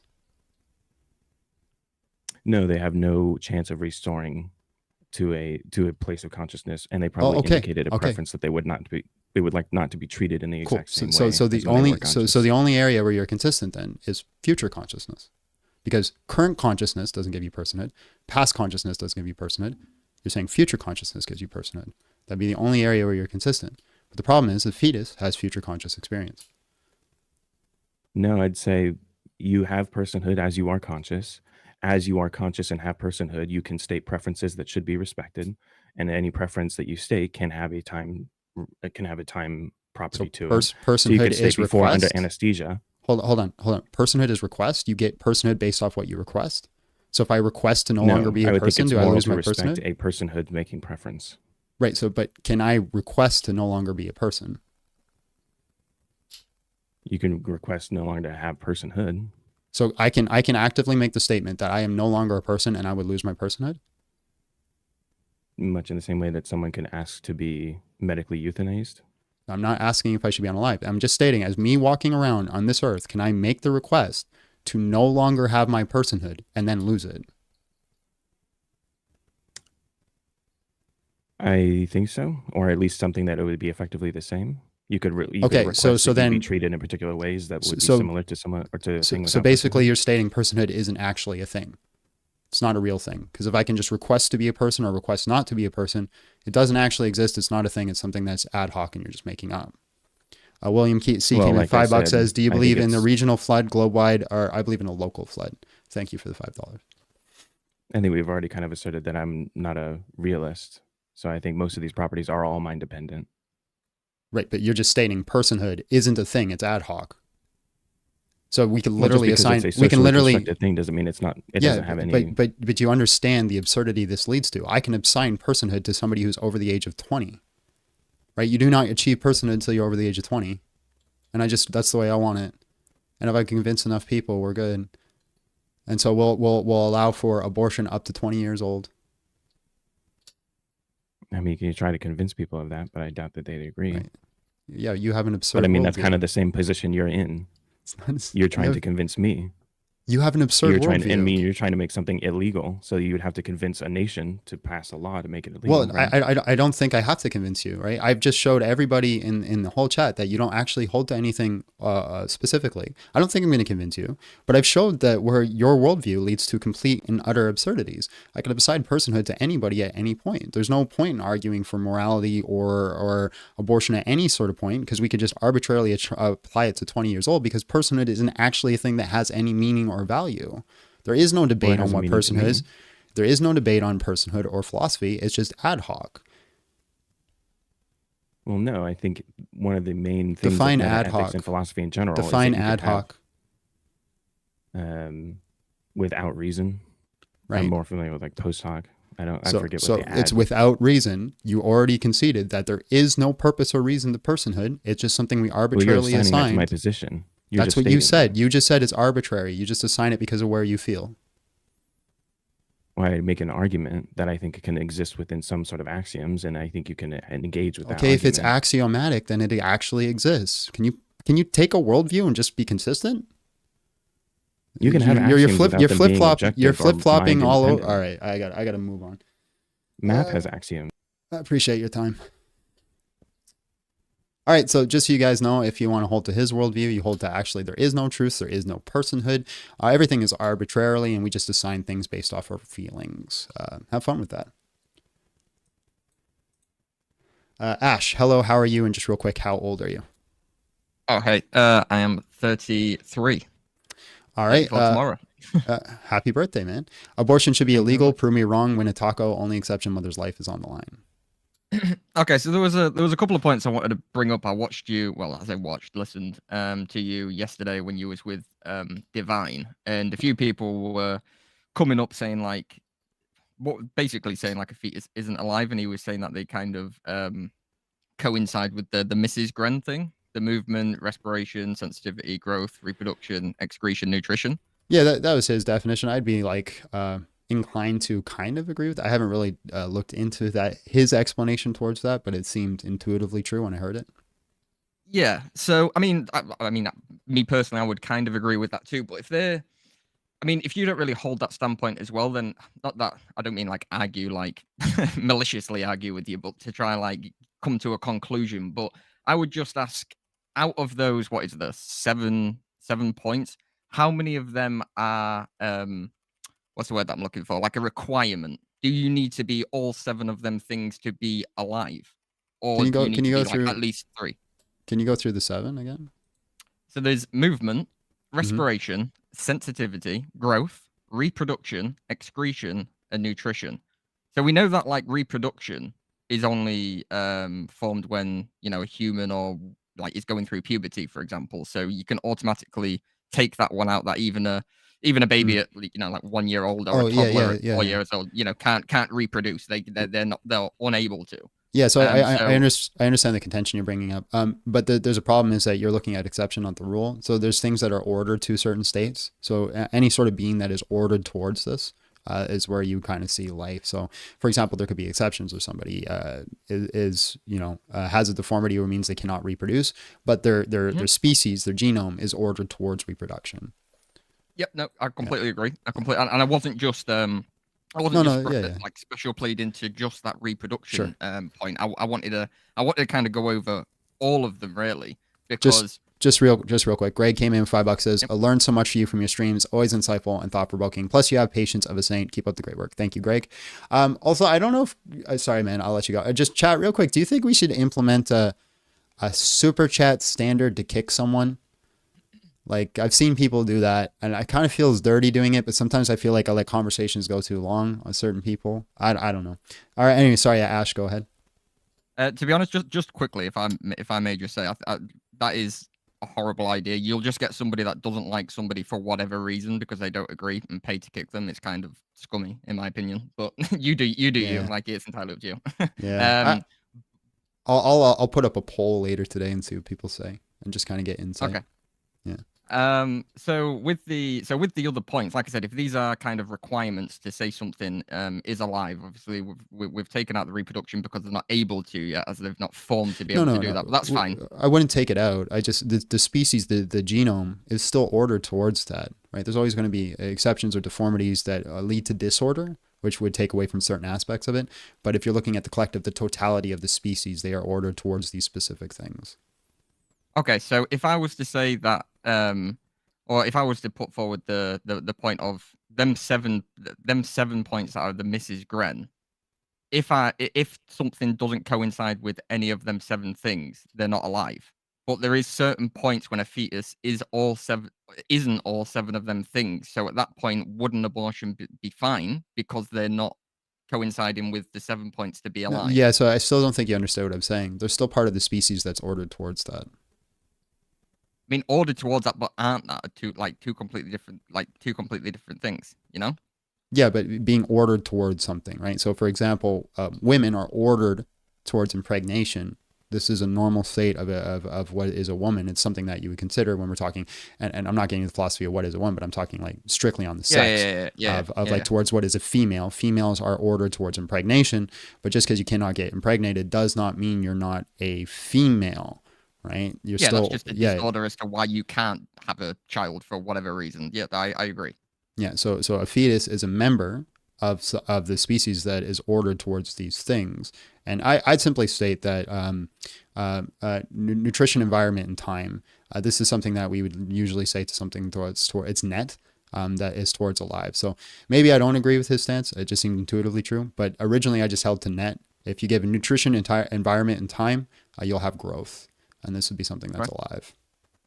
No, that's fine. I do personally believe, like, I'm kind of, I don't know if you would say like I'm kind of on the fence about it, because I genuinely think, and don't ask me the question of where do I think the cutoff would be, because that's not for, I think, a member of the general public to make a decision. But I personally think the abortion, I think in the UK, I think it's 24 weeks or 23 weeks. I think that should be like lowered down like by a hell of a lot. Yeah, Because to 0 weeks.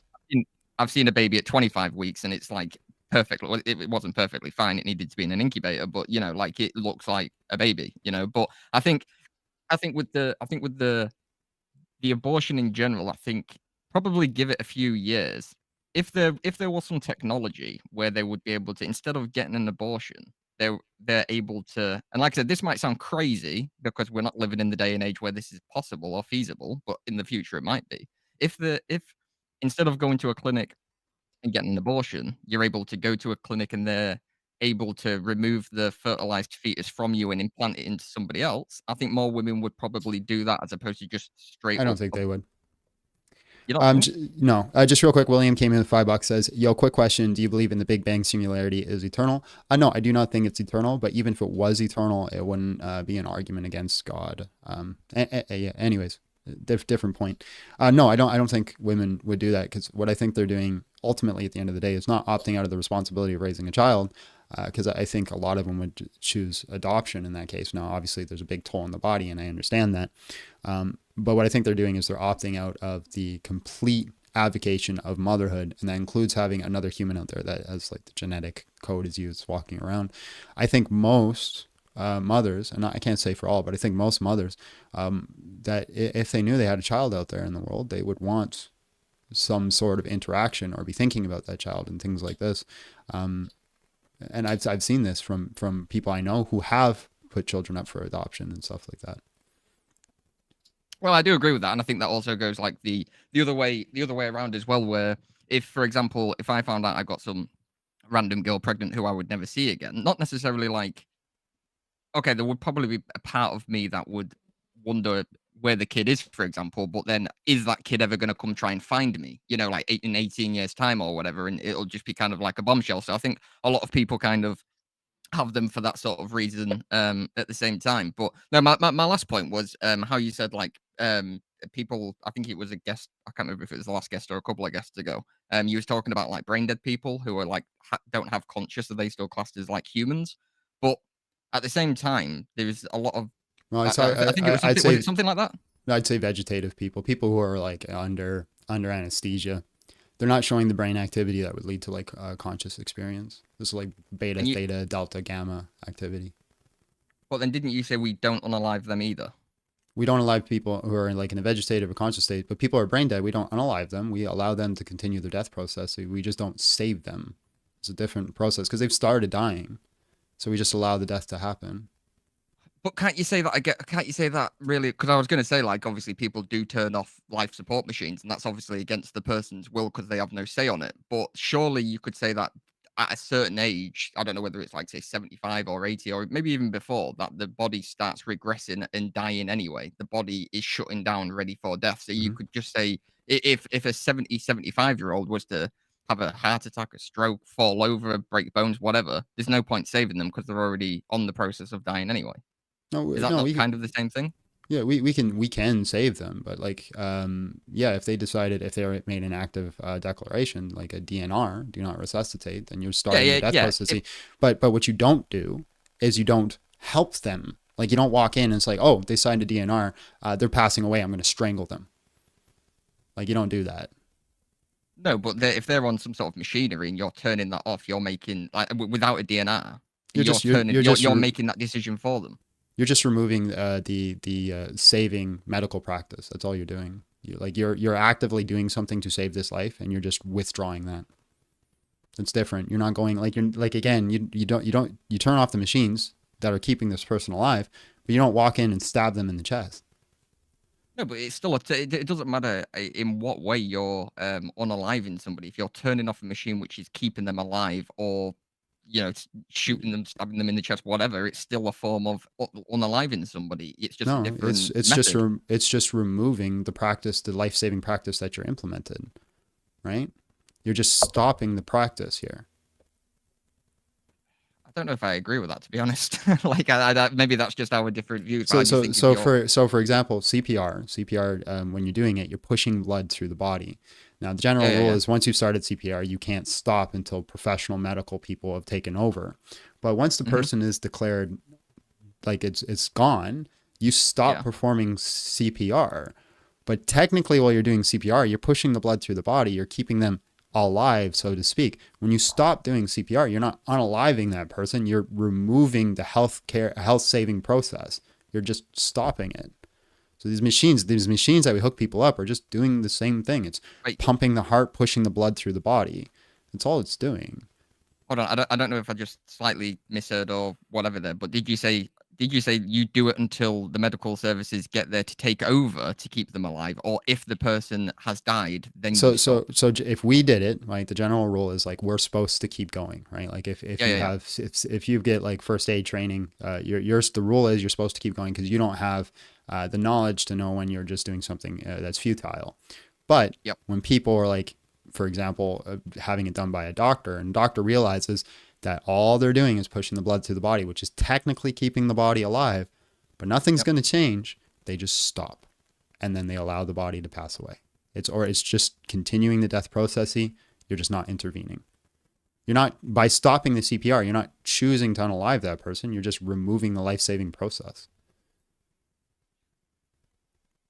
Yeah, I wouldn't class that as like murder or anything like that. But if the body is alive, that human as an alive person still has the rights if there was walking around and whatever. So if you're stopping that, you're taking away their choice of living, whether it's in a vegetated state or whatever. People don't have the right to stop the death process. Like that's we wish we did, but we don't. No, right? No, I'm not saying to stop the death process, but if somebody is on a life support machine, you could be on a life support machine for maybe 10, 15 years. You're still alive. A life support machine only does the same thing that somebody who does CPR does. It's just a machine that's doing it. You're just removing that. Now, if a person's in a vegetative state, no, you don't do it. You don't unplug the machine because at that point, there is no death process that started, right? The brain activity is not just happening. And if you do unplug it, they're not continuing the death process. What you're doing is you're starving them or drowning or starving them or dehydrating them until death. You're removing sources that like are the natural processes for life. So those are two different things. But somebody who's brain dead, like their organs are shutting down, their body is shutting down, the death process is happening, and we're just interfering with the death process. I guess. And would you what's your stance on like people in like comas? Is that sort of the same thing, or is that like a person who's in a coma is a vegetative state, right? Basically what's happening is that the main aspects of the brain that fire for like conscious experience are not firing, but the aspects of the brain that keep the heart beating, the lungs breathing, all these types of things, they're still firing. The body is still alive. I do not think we starve or dehydrate somebody that's alive. I think that is a process of unaliving. Because I could be wrong about this. I'm sure people, if they're in a coma for a certain amount of time, don't they turn off like the machines and what have you as well? I could be wrong about that. I don't know. Certain places do allow that. I don't think we should. Yeah, because the point I was going to bring up there was I can't remember his name, but there was like a sports star that was like in a coma for almost like 40 years or something. But they kept him alive for like 40 years. Mm-hmm. So I was thinking, well, why would that rule be for one and not the other? But no, they were the only questions I asked. Really, yeah. So again, it's the vegetative versus brain dead. Right, those are two different things because the brain keeps the organs alive. The brain's dead; it's no longer going to keep the organs alive. You've started your death process. Vegetative state, the parts of the brain that keep the organs alive, keep them moving, are still going. And I do not think, no matter how long you're in a vegetative state, that we unalive them because there are cases of people waking up out of vegetative states after like 30 years or something. That's vague reference. I could be wrong about that, but it does happen. Caleb came in with $2, says you are responsible for the consequences of the action. I guess so. But just real quick as a little like goodbye sort of thing. The sort of method that I brought up earlier where I said something could in the future could happen like this. Would you be an advocate for that? Like if you could like surgically remove a fetus from a body to put it inside somebody else?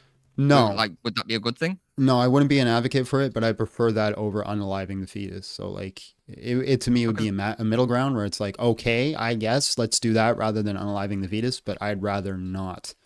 I think I think there's an important aspect of growing inside your own mother.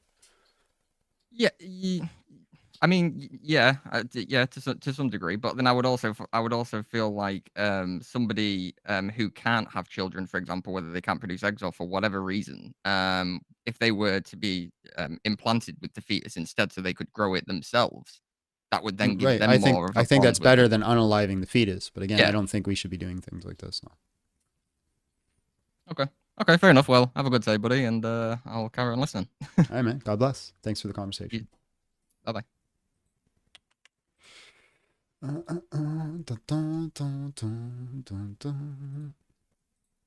What time is it? Can I activate my... Oh, we're almost there. I'll be able to get back on my old TikTok here soon. Hello, how are you? And just real quick, how old are you? I'm 20. All right. Abortion should be illegal. Prove me wrong. When a taco, only exception, mother life's on the line. Sure. Is someone living if they don't have a heartbeat? Yeah, they can be living without a heartbeat. Really? So like if you don't have a heartbeat, then you're considered alive? There are aspects where you can be considered living where you're alive. So I basically put it down to net. Given nutrition, environment, time, if you're still in growing process, then you're a living organism. So for example, microbiology. Hold on. I'm giving you the example, right? I'm answering your question. Like microbiology, small things. They don't have hearts, but they're still living organisms. Okay, but I'm talking about a fetus because you said this is like a living thing. Yeah, that's special plating. And how like you're comparing it to like an actual human that has a heartbeat and someone that can feel things, but right, but it's just special. It's just a special plating if you're saying that humans who don't have heartbeats are not living, but other organisms that don't have heartbeats are living. That's ad hoc and arbitrary. We need a consistent standard of what defines living. I know, I get that, but like you're kind of comparing. Like I was listening to your live before, and you were saying something about how is it okay to kill someone that's about like a full grown person compared to like killing. We gotta use the word unalive. Oh, okay. Like unaliving a fetus, but like I feel like a fetus, because they don't have a heartbeat and they can't feel anything. Okay. And they're just among themselves. Fine. So let's just take your analogy and follow it through. Let's say we were just talking to the last person. We were talking about a machine. So somebody who is hooked up to a machine because their heart has stopped working, has a machine pumping the blood through their body. Did they lose their personhood because their heart stopped pumping? No, but can right. They feel? Well, yeah, they can feel, but there are also people who have diseases that stop them from feeling pain. Do they lose personhood? Not exact, but okay. Things that fetus, like at that young stage, they don't have most of the things that like someone in their 30s would have. Like they won't have like a heart. They don't have like other characteristics that humans have. Like, that's fine, but we can go through each one of those characteristics, and if I remove those characteristics, you're still going to say that a 30-year-old is a human, right? For example, you gave the heartbeat analogy. I showed you in a situation where if we don't have a heartbeat, then I'd still be a human. So it doesn't seem consistent, is what I'm trying to say. Yeah, but I mean, I wouldn't really call it murder if it's murder. I don't want to get banned. Murder. Yep. Yeah. I wouldn't really call it that if they're lacking most of the characteristics of a living thing, pretty much. Like, you know, like if you gave these catch it at like an early stage, I feel like it would be fine. Right, but this is just ad hoc, right? It's just arbitrary because again, you've given a standard with these characteristics. You could lose them and still be personhood. So I don't care if you don't consider it's murder. It's inconsistent worldview, and I do. Lord Sarah came in with $2 and says, I was dead before birth, no heartbeat, I'm here. So you're not dead in the womb. You're living. Well, not as yet, because you don't have a heartbeat. So a heartbeat doesn't give you life. It's not how we determine life. It's not just that. It's not just that. It's not just that they don't have a heartbeat. It's not just that. That's not even considered part of life. For example, trees don't have heartbeats yet they're alive. Yeah, but trees aren't humans. Correct. So if you're just saying human life has to have a heartbeat, that by definition is special pleading and inconsistent. Well, do you know like what a fetus looks like in like doesn't matter. Doesn't matter what it looks like. If I fall into so it doesn't matter what it looks like. If I fall into a vat of acid and I lose all the form that makes me look like a human, do I lose my right to life?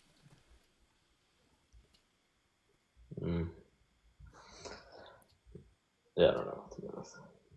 I'm just saying, like, I'm just kind of confused on that part.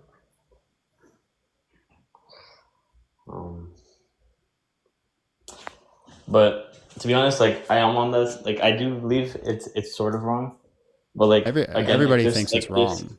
Like, yeah, it's a little bit wrong. That's just one part that I was like a little confused about. But like, there's another part, like where you said about like smurder, or like not smurder. When someone gets raped, like I feel like the last thing like the girl wants to do is to deliver that baby, you know. There's lots of things in life that we do that we don't want to do. Yeah, I know, but I'm just saying, like I feel like making like abortions illegal will like pretty much force the girl to pretty much give birth to the baby that she was like raped. That's correct. Raped by, you know? Yep. And I think that's wrong, sort of.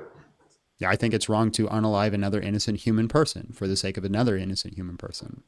There is no scenario in life where we unalive other innocent people for the sake of other innocent people. And I do not think that's a good practice. But like, what if it's like someone that's like 12 or 13? Okay. Like how are you gonna like? Okay, cool. So let's say I have a 12-year-old daughter. Her kidneys are dying. Can I go onto the street and unalive an innocent person and take his kidneys and give it to my 12-year-old daughter? No. Right. So I cannot unalive another innocent person for the sake of another innocent person.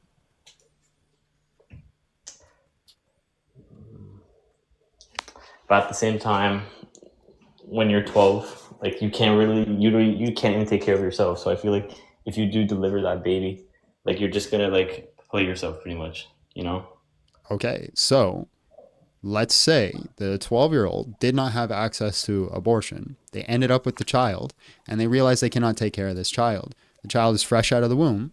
Can that 12-year-old then unalive that child because they can't take care of it? Well, again, if they catch it at an early stage, I feel like it's fine. Well, hold on. You're not answering the question. Don't dodge the question. Can they unalive the newborn baby? Like what stage though?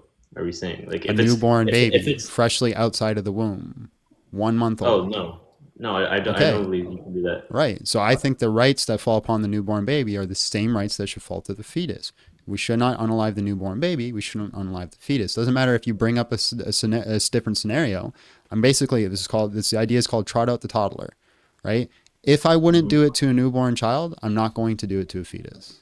Again, you don't have to do it to a newborn child. You could do it when they're like 3 weeks in the womb. Right. So that you just proved to me that you're not listening to what I'm saying. So no, I'm just saying, you're not listening to what I'm saying, because the words I just said, please pay attention specifically, because I gave this example and then you answered it as if you didn't hear what I said. The very specific example I gave is that if I would not do it to a newborn baby, I would not do it to a fetus in the womb. They're totally different things, man. I feel like a fetus and a newborn baby are totally different. Okay, explain the difference that makes one have moral value and not the other. Well, one has a heartbeat, one has so heartbeat. Heartbeat, right? If I lose my heartbeat and I'm connected to a machine, do I lose my moral value? But that's not the only one I was stating. I was saying it doesn't work. It doesn't work like that. Organs, breathing.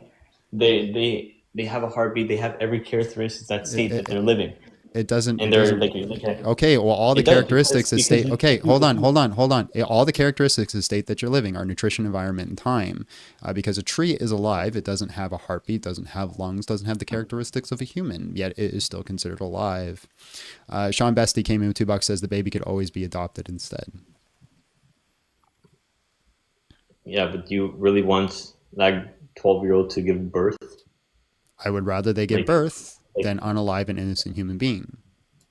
Do you know how much pain life is pain go through when they give birth? Life is pain. Life is tragedy. Like that's just so unhuman, inhuman. What is unhuman? What is unhuman is the 18 million innocent human beings that were unalived, not because a child, right, ended up pregnant or a 12-year-old ended up pregnant. No, The majority of these 18 million people that have been unalived are simply grown women who consensually consented to sex and decided that, hey, I do not want the responsibility of taking care of a child. That is disgusting. Yeah, that's That is the I horrible could agree. worldview I could that you're agree that's defending. wrong. I could agree that's wrong. Okay, so do you Like, I could agree? agree So that- hold on. So fine then. If you agree that's wrong, should abortion be illegal in those scenarios where a consensual man and a consensual woman had sex and they ended up pregnant? Should it be illegal? Yes. Okay, so then you think all abortion But- should be illegal outside No. the cases of rape and the mother's life on the line. Yes. I feel like that's fair. Okay, so I win. Abortion should be illegal. For those like certain amounts of like for like outside of people that aren't getting raped or like, you know, like if they're just doing it for the fun of it and they know the consequence, then yeah, I feel like that's fucked up. Okay, so I win. So you agree abortion should be illegal? Partially, yeah. Well, there's always exceptions to legalities, right? Obviously, murder is wrong, but there's certain cases where unaliving another human being, you wouldn't be committed to jail. So you think it should be illegal, but you think there are certain exceptions, 2 exceptions where it should be allowed. So you think it should be illegal. Yeah, pretty much. Okay, now let's focus on the grape thing. Give me a scenario where you unalive one other innocent person for the sake of another innocent person. I'm pro-life, but I've heard the argument that a child birthing at 12 causes lots of future health issues. It could, yeah, sure. Wait, what do you say? What is your argument that allows for the hurting of other innocent people for the sake of another innocent person? I mean, you're not really hurting if they can't feel it, like at that small age, you know. Okay, Like if so it's like, fine, if it's like fine. freshly Okay, developed, like they can't feel it. They can't feel it. Okay, somebody's born with the disease where they do not feel pain and they're asleep, and I go unalive them. Did I cause them harm? Yeah, because the thing is that you can't compare someone that's an adult and that's gone through everything. That's literally what we're doing. We're trying to figure out if this person has the same rights as an adult. That's why we're comparing the two. You're saying I can't do it. Of course I can do it. Why can't I know, but like at the same time, the fetus, like, it doesn't have a heartbeat. It doesn't have these. Okay, you keep going back to heart. Okay, I think I'm gonna have to move on because I've showed you 4 times now why heartbeat is completely irrelevant. You haven't brought up an argument why heartbeat's irrelevant, yet you keep going back to it like it's true. So I'll allow you the opportunity to convince me why why a heartbeat is relevant towards a category of life. Again, like let's say this. Like, let's say if you're on your deathbed and like you don't have a heartbeat. This is an example, not. Will the doctors will they say, oh yeah, you're alive? If you're living, yes. If you have a heartbeat, would they, and like if you don't have a heartbeat, like would they say you're still alive? If you're Like a living, doctor? yes, yeah, because you can have your heartbeat stop and be alive for a certain amount of time. The reason that you start your death process when you don't have a heartbeat is that oxygen stops moving towards the body. So you'd actually be alive for a specific amount of time. So yes, you would be alive, but you'd be starting your death process. Okay. So what's your argument? I can't really argue anymore. Okay. All right. So I think you should change this viewpoint of unaliving innocent human people, but I appreciate your time, my friend. Yeah, no worries. All right. God bless. You as well. Alaric came in with 100. I don't know what that is, but it's $10 in my money. It says, if a person don't have a heartbeat due to a condition, but we know it will have a heartbeat in say 9 months, can we alive that person? No, I don't think we can. Kai Burr came in with $10, says, God bless you. If you have a dog or cats, please give him extra pats from me. Bert, come here. Somebody gave me money to pet you.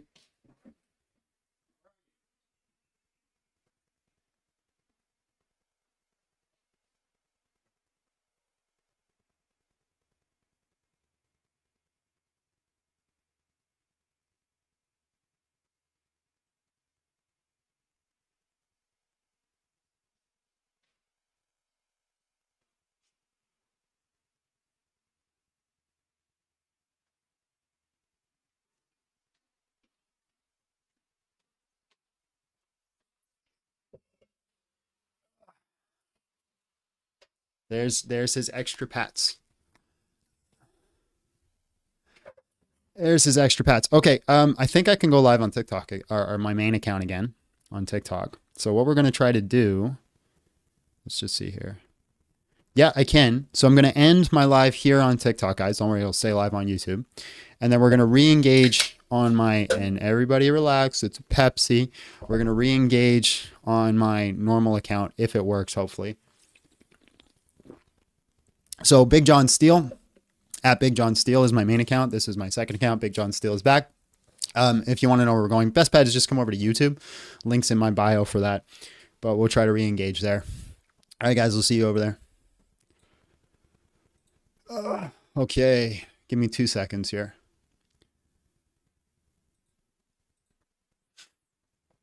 Log out. Yeah, log out. And then everybody waiting in the queue, just be patient with me. Log in.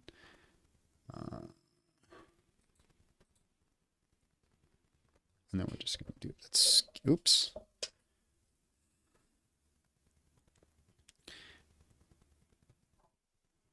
I love QR sign-ins. It's like my favorite thing in the world.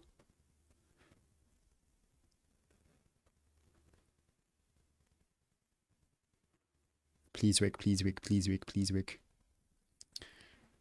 All right, we're in. Queue's up. A reminder, we encourage everyone to create and share original content. We do not allow users to publish, distribute content that infringes on someone else's intellectual property rights, and typical examples can be movies, TV shows, sports machines, and video game tournaments. Theoretical, they didn't spell that right. Performances and plays, musical concerts, and others. Okay, well, let's hit go live and see if it works. Somebody's chopping wood outside.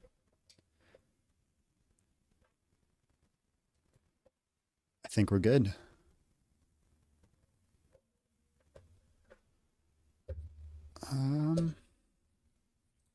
Now I just need to activate the chat. So we're going to deactivate that, activate source, and see if it works. Please, Rick. Okay, that looks good.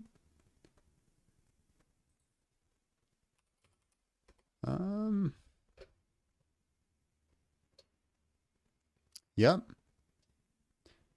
What am I doing? I'm getting my old TikTok account up and going. Because it was banned for a week and the ban ended today. Like literally 10 minutes ago it ended. Now we'll see if we get the same viewership that we used to on my old TikTok account, or if it's shadow banned. Well, we'll have to figure it out. Let's bring in another guest while we're waiting. Taylor, hello, how are you? And just real quick, how old are you? Modern Brain came in $5, says you needed to be there instead of Jordan Peterson in the last Jubilee episode. Just hello, I'm 27. I think I would have got cooked. All right, sir. Abortion should be illegal. Prove me wrong. When a taco, only exception, mother's life is on the line.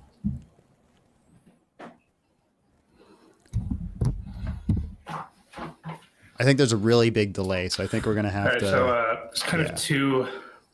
Yeah, that's a huge delay. You're gonna have to come back up, bro. I don't know what was going on there. Ethan, hello, how are you? And just real quick, how old are you? Hi there, my name is Ethan. I'm 24. Can you hear me okay? I can hear you, Ethan. Abortion should be illegal. Prove me wrong. When a taco, only exception, mother's life is on the line. Yeah, sure. So where do you draw the line between legalities and moralities? Let me give you an example. It may seem kind of crazy, but I'm of the belief that the consumption of alcohol is an immorality and something that people should abstain from and should not be done. But we know from historical precedent, at least in the United States, there was an era of prohibition, right, in which it was made illegal to consume, to produce, to sell alcohol. And what that led to over time was absolute disorder, chaos, and certainly problems. Individuals lost their lives. It was all sorts of somewhat chaos, and they ended up reverting that and changing course. One of the things that could happen if in the current climate abortion was flat out made illegal, it could lead to individuals continuing to perform abortions on themselves in drastic, gross ways, right? Terrible ways. I mean, it's what used to happen. People would go out in the back alley with a coat hanger, things like that. So Terrible, I'm terrible just going to things. pause you real quick for super chat. Sure. William came in with $5, says, what Bible is the best version and what is my I don't share my denomination. The best version is going to be the version that you read. Sorry, go ahead. Yeah. So if this was to happen, it could lead to a societal shift in the wrong direction that would actually be quite detrimental towards your angle, right? Which is actually an angle, by the way, that I share. And so what I'm trying to get to is, where do we establish the nuance between where should there be legality versus morality? How do you establish that line? And should there be more of a procedural process? For example, if we go in from the standpoint of, we understand that society is currently not at the point where they're willing to say that abortion is wrong as a whole, that it is a situation that should be illegal, that life begins at conception, those types of things. Would you be opposed to a law that says, well, we're going to outlaw abortions that start at, say, after 6 months, after 7 months, things like that? Well, I'm not going to be opposed to any law that prevents the unaliving of the innocent humans. But basically, you're stating it's like the legality and morality. I don't think there is a distinction. If we can determine something to be immoral, we shouldn't allow for it. I don't do an all things considered philosophy. I think that we should do as many at least immoral acts as possible. So I don't hold to this idea that if all things considered, we ended up with less death by allowing immoral acts, we should allow immoral acts. I don't think we should do that. I hold to like a virtue ethicism kind of moral framework, where we should all try to achieve the highest states of what is good. And how I draw certain lines would be very simple with this, that the two primacy and conclusion that I don't know if you've heard me say before. I'm a human that has a right to life. I used to be a fetus, therefore a fetus has a right to life. Gotcha. So do you draw, are there situations where you think something is immoral, but should not be made illegal? Yeah. Okay. But I can't really get into it because it'll get bananaed. But it's marriage of people that don't traditionally get married. Okay. I feel you. Yeah. Okay. So, I think that I appreciate the conversation, and I think that I think that sometimes individuals on your side of the aisle, frankly, my side of the aisle, on this particular discussion, I agree with you, abortion should be illegal. But I think that sometimes the discussion doesn't get nuanced enough, and there's an attempt to sort of just blanket the conversation with from an angle that is not going to be received by the other side. And sometimes if we're able to approach it from a more reasonable standpoint and with a little bit more care and appreciation for the emotions involved, that it leads to better outcomes. Not always, but sometimes it does. And so perhaps that was beneficial, perhaps not, but I appreciate the conversation. No problem, man. God bless. Have a great day. Thank you too. All right, let's see if the Taylor guy came back up and if he fixed his. Oh, I got a lot of people in the YouTube queue. Oh yeah, there he is. Let's see. Taylor, can you hear me now? Yes. Awesome. Is my delay? Yeah, I think you're good. Just real quick again, what was your age? 27. All right, go ahead, sir. Sorry about that. Okay, so I want to talk about because you say you make an exception for the life of the mother, right? Mm-hmm. Yes. So my issue is it kind of doesn't work that way, because I just want to address this super chat real quick. Sorry about that. William came in $2, says, "What's the truest Bible?" I mean, best your word for word translation might not be the truest because you might not understand meaning for meaning. So again, the best is going to be the one that you read, but probably the scholarly consensus is the NRSV is more authentic to the word for word. Sorry, go ahead. Okay, so if a government has a law that abortion is banned except in cases of the life of the mother, the problem is that if you get into a situation where the mother's life is threatened,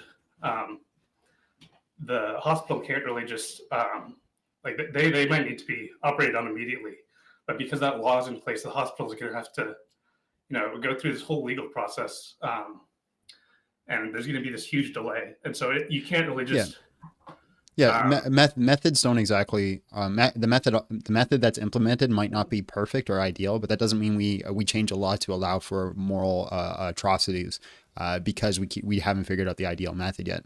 I think that we should negotiate and try to figure out a better method. So maybe like a better method I would implement is that they can just go ahead with it, but then they have to face the investigation afterwards if they think the mother's life is on the line. So it would force people to really take into consideration, is this something that we should do? And once they do their investigation, are they going to determine we made the right choice? Then they can go and then face the legalities afterward. But yeah, I don't agree that the methods that we've implemented are perfect and maybe need to be negotiated with, but I don't think that means that we should allow the unaliving of the innocents. Okay, but still, like, hospitals and doctors are going to behave very, very differently if they know that like they're at risk of being charged with murder if they make the wrong call. Murder. And you're dealing, just be careful with the language. Sorry. And you know that they might need to, when someone's life is on the line, they need to, you know, act quickly and operate immediately. And if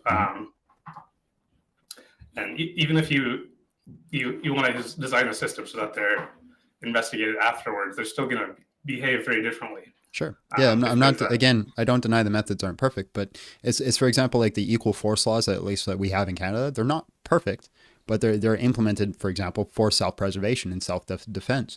Now, basically, the equal force laws in Canada would state that if somebody uses force on me, I can use equal to a little bit higher amount of force on them that continually escalates. Then you get into a debate about when is that considered. And I personally saw in my life, because I was a bouncer for about 10 years, I personally saw in my life someone applied this method and ended up under house arrest. And they were acting in self-defense. And I saw them acting in self-defense, and I knew it was self-defense. But they ended up under house arrest. Do I think we should just remove self-defense laws? Absolutely not. I think it needs to be negotiated with and improved on systematically until we reach an ideal. Okay. Well, I have one more argument I want to make, and that's in regards to exceptions for grape, which I know you do not support. Are you familiar with the violinist analogy at all? Yeah, it's a bodily autonomy analogy. Yeah. So how? So I guess how does that not?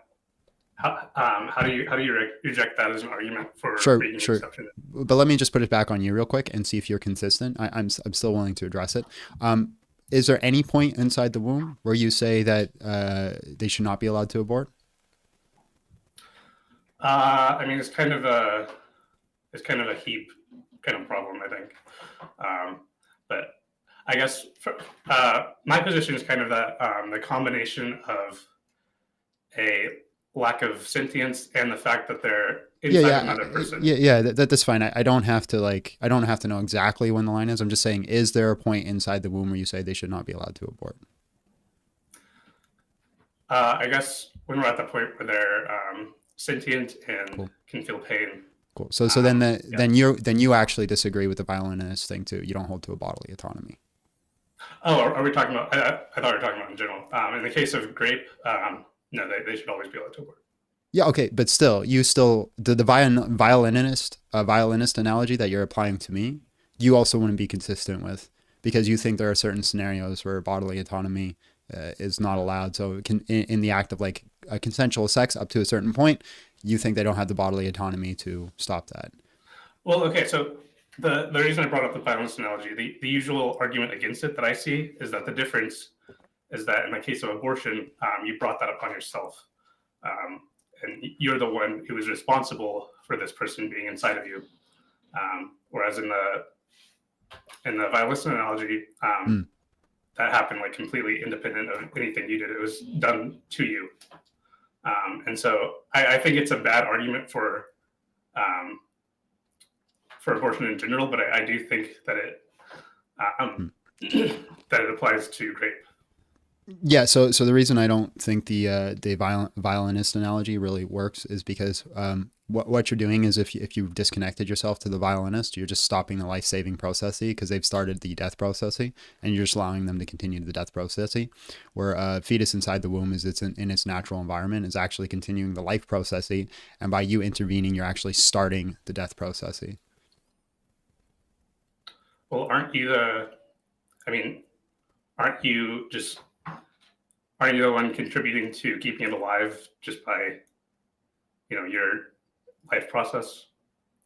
I mean, but that's the fetus's natural environment is the mother's womb, right? So by you interfering, you're starting the death process. You're not maintaining. You're not saving the fetus, right? The fetus is just consisting in its natural environment. This is like saying the earth is saving me because I'm not thrown out into space. No, this is my natural environment. This is where I belong. If I was thrown out into space, it would start my death process. Okay, I think that's kind of an arbitrary distinction. I don't think it's arbitrary, right? I don't think we have an obligation to force life-saving things upon people, but I don't think we should also unalive people, right? So a fetus is in its natural environment. When you intervene, you're unaliving it. You're making the active decision to destroy it and remove it from its natural environment. Yeah, but you're also, I mean, natural or not, you're still giving up your nutrients and your energy to keep it alive. Yep. So is a mother that breastfeeds. Yeah. Yeah, I don't think we have this inherent right to all of our nutrients and bodily autonomy. I don't think that's a fact, right? I think there's certain obligations where we have to give up bodily autonomy towards certain things. So even as a man, if I have a family, I have a certain obligation and right to expend calories to maintain my household and take care of my family. Okay, so I still don't understand how like being artificially hooked up to someone and someone being, I know that one is artificial, one is natural, but I don't see how that matters. I'm not talking about artificial and naturalism. I'm talking about life-saving process versus unaliving process. So with being hooked up to the violinist, you're doing a life-saving process. That's different, right? Yeah, you're just preventing the natural occurrence of this person passing away. You can remove the life-saving process. You don't have to apply it to someone. Okay, but if you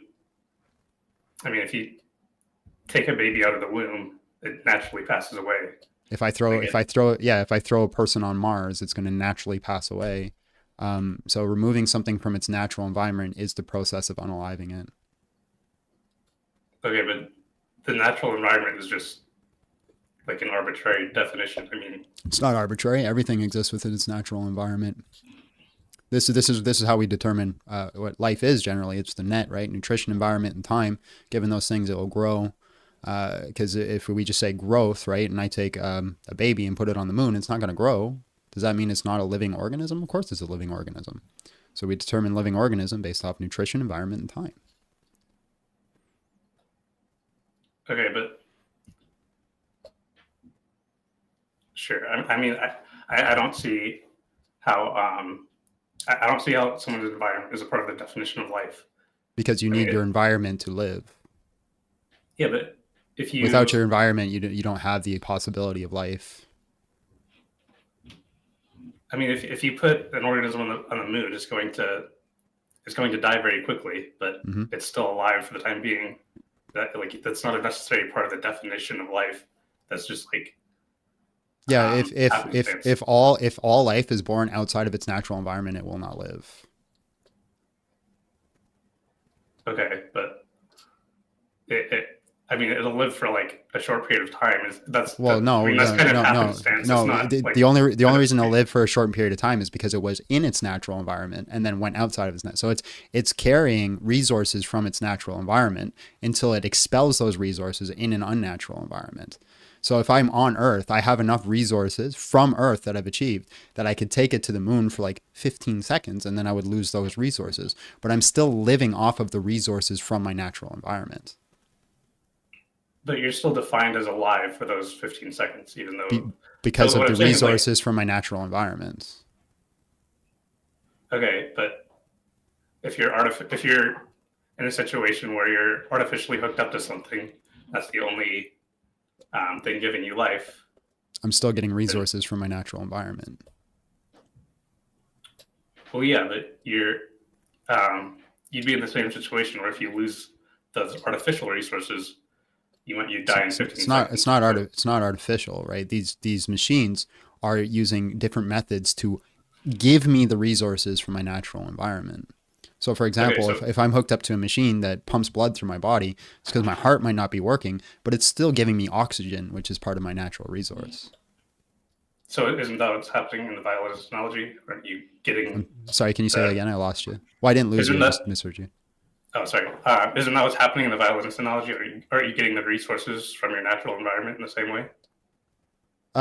Yeah, so you're getting resources, but I am not obligated to save your life. So just same thing with machine. I'm not obligated to give you a machine to save your life. Illogical Victory says, I'll take a fish taco with cilantro, onion, and lime. Abortion is basically aborting the pregnancy, so abortion should be illegal if the life of the fetus comes at risk. So some levity and dough for you. I don't understand the full argument that you're trying to say. Yeah, so I don't think we're under obligation to save life. I think we're in obligation to not end it. And I do think there's certain obligations to make an attempt to save a life, sure, but that's aside the point. Okay, this seems like special pleading to me. It seems like you're It's kind not of special arbitrarily.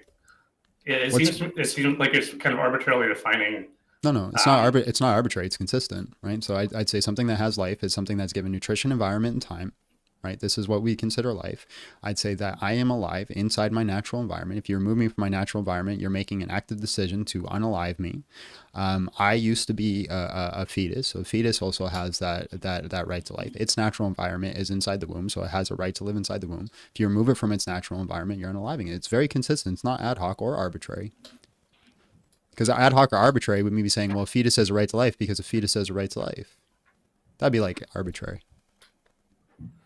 Right, but you're saying that in the violinist analogy, you're saying that that's somehow different because it's not analogous because it's a life-saving process, which is different.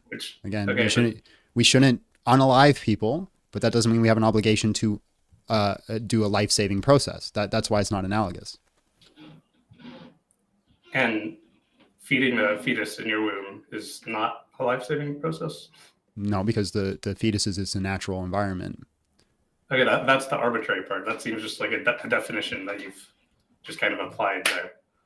Is the fetus not in its natural environment? I mean, technically, I mean, that's just like semantics, though. It's not semantics. Semantics is the exploration of the meaning of words. What you're trying to say is it's arbitrary, makes no difference. Well, no, I think it's consistent. I do not think we can remove any human from its natural environment to try to unalive it, and I think that falls upon the fetus too. That by definition means it's not ad hoc, not arbitrary. Well, I think consistent and arbitrary are not like it can be both. Okay, so do you think I should be allowed to shoot people? If I shoot people into the middle of the ocean down below and they drown, am I committing an act of murder? Yes. Okay, but the way I'm doing that is removing them from the natural environment and putting them in an environment that's unnatural to them. Yeah. Okay. But, I mean, so I have a fetus that's in its natural environment. The way we're smurdering it, and by the way, it's not the way they smurder it, but let's say the case is they just safely try to remove it. The way we're smurdering it is by removing from its natural environment and putting it in an environment it can't survive in. Why is that not smurder? I mean, if you remove the violinist from your from the thing, but you're not answering the question. You're goalpost shifting. You're doing a red herring argument adjacent. Okay, I mean, I guess the reason it's not murder is because you were placed into this position without your consent, where the only like if you shoot someone, you were not giving them any nutrients. You were not doing anything to nothing you were doing was responsible for why they were alive. You just just went out and made them drown. Okay, but, so our human will determines whether or not somebody has a right to life based off decisions? What I'm saying is if with a fetus, in the case of grape, you're put into the situation without your consent where your own body and your own nutrients. Okay. So I'll actually show you something that is arbitrary, right? You're stating that a fetus inside the womb, if it was conceived willingly, has a right to life, but if it was conceived unwillingly, does not have a right to life. That seems like special pleading to me. Well, I'm kind of that's kind of not my position. I'm making kind of a okay. I'm trying. So if that's not your position, can you clarify your position then? Well, yeah, I was trying to kind of make a middle ground argument, but my position is that the combination of a being being like inside of you and invading your bodily autonomy and their lack of sentience, those two things in combination give you the right to kill it if you do not want. Unalive it. If But that seems kind of arbitrary. Why does that give you the right to unalive it? well, so it's bodily autonomy is one part of it. But you already agreed that you don't hold to bodily autonomy because at a certain point they don't have the right to do that. So like if the fetus had some sort of conscious experience, was past a certain point of weeks, you'd say they did not have the right to unalive it. So you actually don't hold the bodily autonomy. Well, right. So there are. I mean, that's just because there are cases that supersede bodily autonomy. That doesn't mean I don't hold to it at all. The other part, the lack of sentience, the point there is that. Okay, so it's actually the sentience that holds value, right? That's what you're making the argument for. Well, it's both things in combination. Because well, that's ad hoc.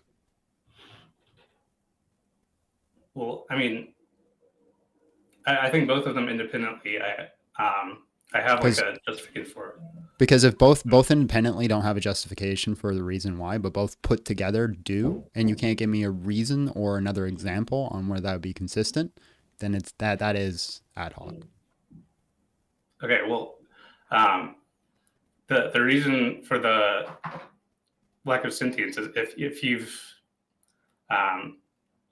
never had any experiences and you aren't currently having any experiences, then being quote unquote unalived is it's indistinguishable from not existing at all. Okay, so experience, right? So somebody who's gone into surgery under anesthesia, not having an experience, do they have a right to life?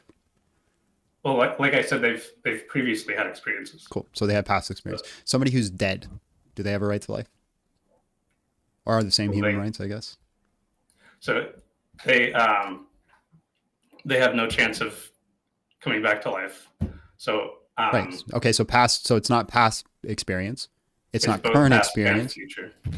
Right. So then it's arbitrarily combining two things. If a singular thing if a singular thing doesn't actually add to the argument, right, then combining the two is special pleading. So you have to give me a reason why a singular thing holds the argument, and then you can go like a multitude of these singular things hold to the argument, and then you can use it as a conjunction. But simply stating a singular thing and another singular thing that aren't consistent, for some reason joined to do, give the argument, that's ad hoc. So you're stating current conscious experience doesn't give you personhood, past conscious experience doesn't give you personhood, but having the conjunction of the two gives you personhood. But then that also creates a problem because there's certain scenarios where you don't have a conjunction of the two. There's only one consistent area where all humans seem to collectively agree that gives you personhood, and it's flow, right? It's the future state like ours. So our potential future like ours, where we say future conscious experience is what we value. So the reason why I'm not allowed to unalive you right now is not because I'm taking away from current conscious experience, because maybe you're asleep, is because I'm going to be taking away from your future conscious experience. Okay, then, I mean, how is that different from just like from just your sperm cells? Because a sperm cell isn't a distinct person. It's not a member of a rational kind. It's a part of a rational kind. It's a part of the human body. So it's just part of the male figure. It's just carrying the DNA. Well, then can I just say the same thing? A fetus that has not yet attained any sentience, has not yet attained personhood. So we're not talking about sentience. We're talking about like ontology at this point.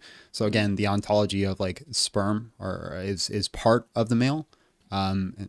Scientific consensus on that. The zygote is distinct. It's distinct from the mother. It's in the mother, attached to the mother, but it's distinct from the mother. It has its own DNA, has its own gametes, and it has two human parents. Okay, but how does? I mean, I think you're conflating like human life and personhood. No, I'm just talking about the scientific consensus of like why we would consider a sperm not having personhood is because it's a part of a human. And I'm using the scientific method to prove this. So I'd say what makes somebody a person is being a member of a rational kind, while a sperm would be a part of a member of a rational kind. Okay, these are just definitions, though. Yeah, that's semantics. We're defining terms. Yeah, and definitions are fundamentally arbitrary. We can define things however we like. Yeah, well, you So can disagree with the definition, and we can get into that. But if you don't disagree with the definition, then we've defined our terms, and we can move forward. Okay, I mean, I would define personhood using sentience. Okay, but then you've given me examples where people who don't have sentience still have personhood, so you're inconsistent. Well, I don't understand how combining two things somehow makes it like if my definition relies on the combination of two things where they each independently don't. Because each independent thing doesn't add to your argument, it doesn't build your argument, but then the conjunction of the two things does. But here's the problem: the conjunction, even if I was to grant that the conjunction of your two things does give that, you're still not consistent, because there'd be scenarios where people do not have the conjunction of those two things. There'd be scenarios where people have a past conscious experience but are not having a current conscious experience. And there'd be people who are having a current conscious experience and might not be having a past conscious experience. So for example, they might have suffered brain damage and forgot everything that happened in the past, or they're just freshly born. They're currently having a conscious experience but don't have a past one. Well, yeah, in that case, they would have personhood, because they lack the conjunction of the two things. It's only the conjunction that makes you. But there is no conjunction. That's what I'm saying. You only have one. The only thing that you're consistently showing that gives personhood is the future conscious experience. Okay, I mean, I don't see how I'm not allowed to define a being as. Right, but I did allow you to do it, and I showed you how it was still inconsistent. Okay,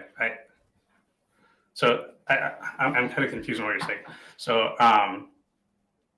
if someone only satisfies one of the two conjuncts. No, so I'll rephrase. So I'm going to grant it that you need a conjunction of the two. There are people who have one and not the other. Do they lose personhood? So for example, no, because you need a conjunction to lose personhood. So for example, somebody who is in a comatose state, or somebody who is under anesthesia, has the past conscious experience but is not having the current conscious experience. They no longer have the conjunction. Do they have personhood? Yes, because you need the conjunction to not have personhood. Do you understand how you're saying doesn't make sense? I'm saying they have one and not the other. Do they have personhood? You're saying yes, because they have the conjunction. They don't have the conjunction. They have one and not the other. There's no conjunction. Yes, it's the conjunction of the two that determines that you don't have personhood, is what I'm saying. Okay? No. You're saying the conjunction of the two is what gives you personhood. Jason came in $5. Says, if only there was some fundamental way to avoid unwanted pregnancy. True. Okay, I was thinking the lack of present experience plus the lack of past experience is what means you do not have personhood. That's what I was thinking. Right. So then, now that's like super special pleading, because like they don't have the conjunction. So you're saying they have to miss both these things, but if they have one of these things, then they're human. But the problem is they can have one of these things, like past conscious experience, but they're unalived. You wouldn't give them personhood. I mean, aren't all definitions essentially special pleading? Actually, by definition, nobody's ever going to be missing both. Because if I've had any sort of conscious experience, I'm always going to have a past conscious experience. I'll never be missing the past conscious experience. Well, a fetus who hasn't attained sentience yet would be missing both. So you made a definition that only fits fetuses. Well, yeah, isn't that like because by now you're saying that dead people have personhood. Dead people don't. Well, okay, sure. I guess we could revise it so that it's past, present, and future. But right, so you're just changing definition until you get to the point where it only qualifies as a fetus. Okay, but you're bringing up like problematic situations, or my definition implies some problematic situation, and that the fact that it implies that the thing that we don't want is what justifies the definition. What I'm trying to makes it not arbitrary. Yeah, so what I'm trying to show you right now is that you're inconsistent And the only thing you're trying to do is you're really trying to negotiate with words until you finally get to a definition that only qualifies as a fetus to justify your unaliving of another innocent human being.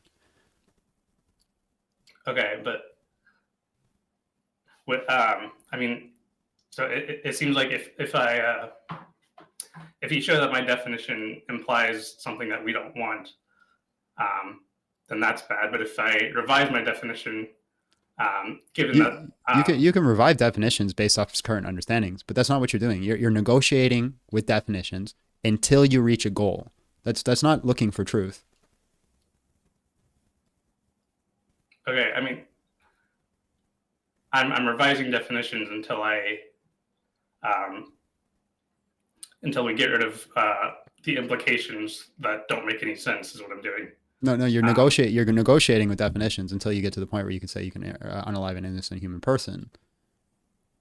Right? You didn't even know what personhood was until this conversation, because you've been negotiating with those words to determine what a person is until you get to the point where you can exclude a fetus, and which you still haven't done. But that's what you're doing. That's your rhetoric right now, and that shows your biasy, and that shows that you're not actually navigating for truth. That you have this desire to unalive these innocent humans, and you'll do anything to achieve that goal. Okay, but I have justifications for these definitions, and you've provided them yourself by showing that if we define it a different way, then we get into these weird situations where a comatose patient isn't a person. I'm not defining it a different way. I'm defining it your way, and then I'm applying it to different. This is how you test for consistency. You take somebody's definition, you take their terms, you apply it. This is called a reductio, right? You reduce it to absurdity to see if they're consistent in their worldview. So you take. But then if I revise it to be consistent, then all of a sudden I'm like special pleading. So it seems like. Well, no, that's not special pleading. But there were times where we're special pleading, right? There were times where you're just like, this thing is this thing, and that's special pleading. But when we apply it to something else, and then it's not consistent, then that's special pleading. That's what special pleading is. So if you take this scenario where it's like, in situation A, it reaches goal X, but in situation B, it reaches goal Y, that is special pleading there. What I've showed you is that you have an inconsistent worldview. You have a dogma and a bias, and you're trying to achieve that dogma and bias no matter what you have to do. You're not negotiating with truth. You're negotiating with what you already believe to be true. Okay, but it seems like you're trying to put me in a position where I'm either inconsistent, or if I fix those inconsistencies, then I'm just catering to my biases. You're not fixing the inconsistencies. Right, you're adding to it. Like, you're still inconsistent on these certain topics, but then you're broadening the term, so you're changing certain things. And I'm just showing you rhetoric. Like, we don't have to fight about your rhetoric all day. It's a non-starter. I just wanted to point it out. But you still haven't showed how you're consistent in this kind of worldview. Okay, how is the combination of past, present, and future sentience not consistent? Because there are going to be people who are going to be lacking one out of three of those things at any point in time, yet you would still give them personhood. Well, it's all three that would. Well, it's the lack of all three that would deny them personhood. So it doesn't matter. But the only one that stays consistent is the future, right? The past and the present are inconsistent, right? There are certain scenarios where you get people who do not have current personhood. There's certain scenarios that you didn't give people past inconsistent, but there seems to be consistency with future. So it just seems to be arbitrary that you're applying all three. Okay, I disagree, but I do have to go. So okay, it was good chatting with you. God bless. Yep. Where is he? Or did he already leave on his own? Guys, if you're watching on TikTok, smash the like button, share the live, because we just got out of the ban. And because we just got out of the ban, I need you guys' help to make sure that we don't stay in the shadow ban realm. So smash the like button, share, so we can get out to the people that we need. And please pray for me, because this is a topic that makes me really angry. So I'm trying not to be. I think I'm doing a good job.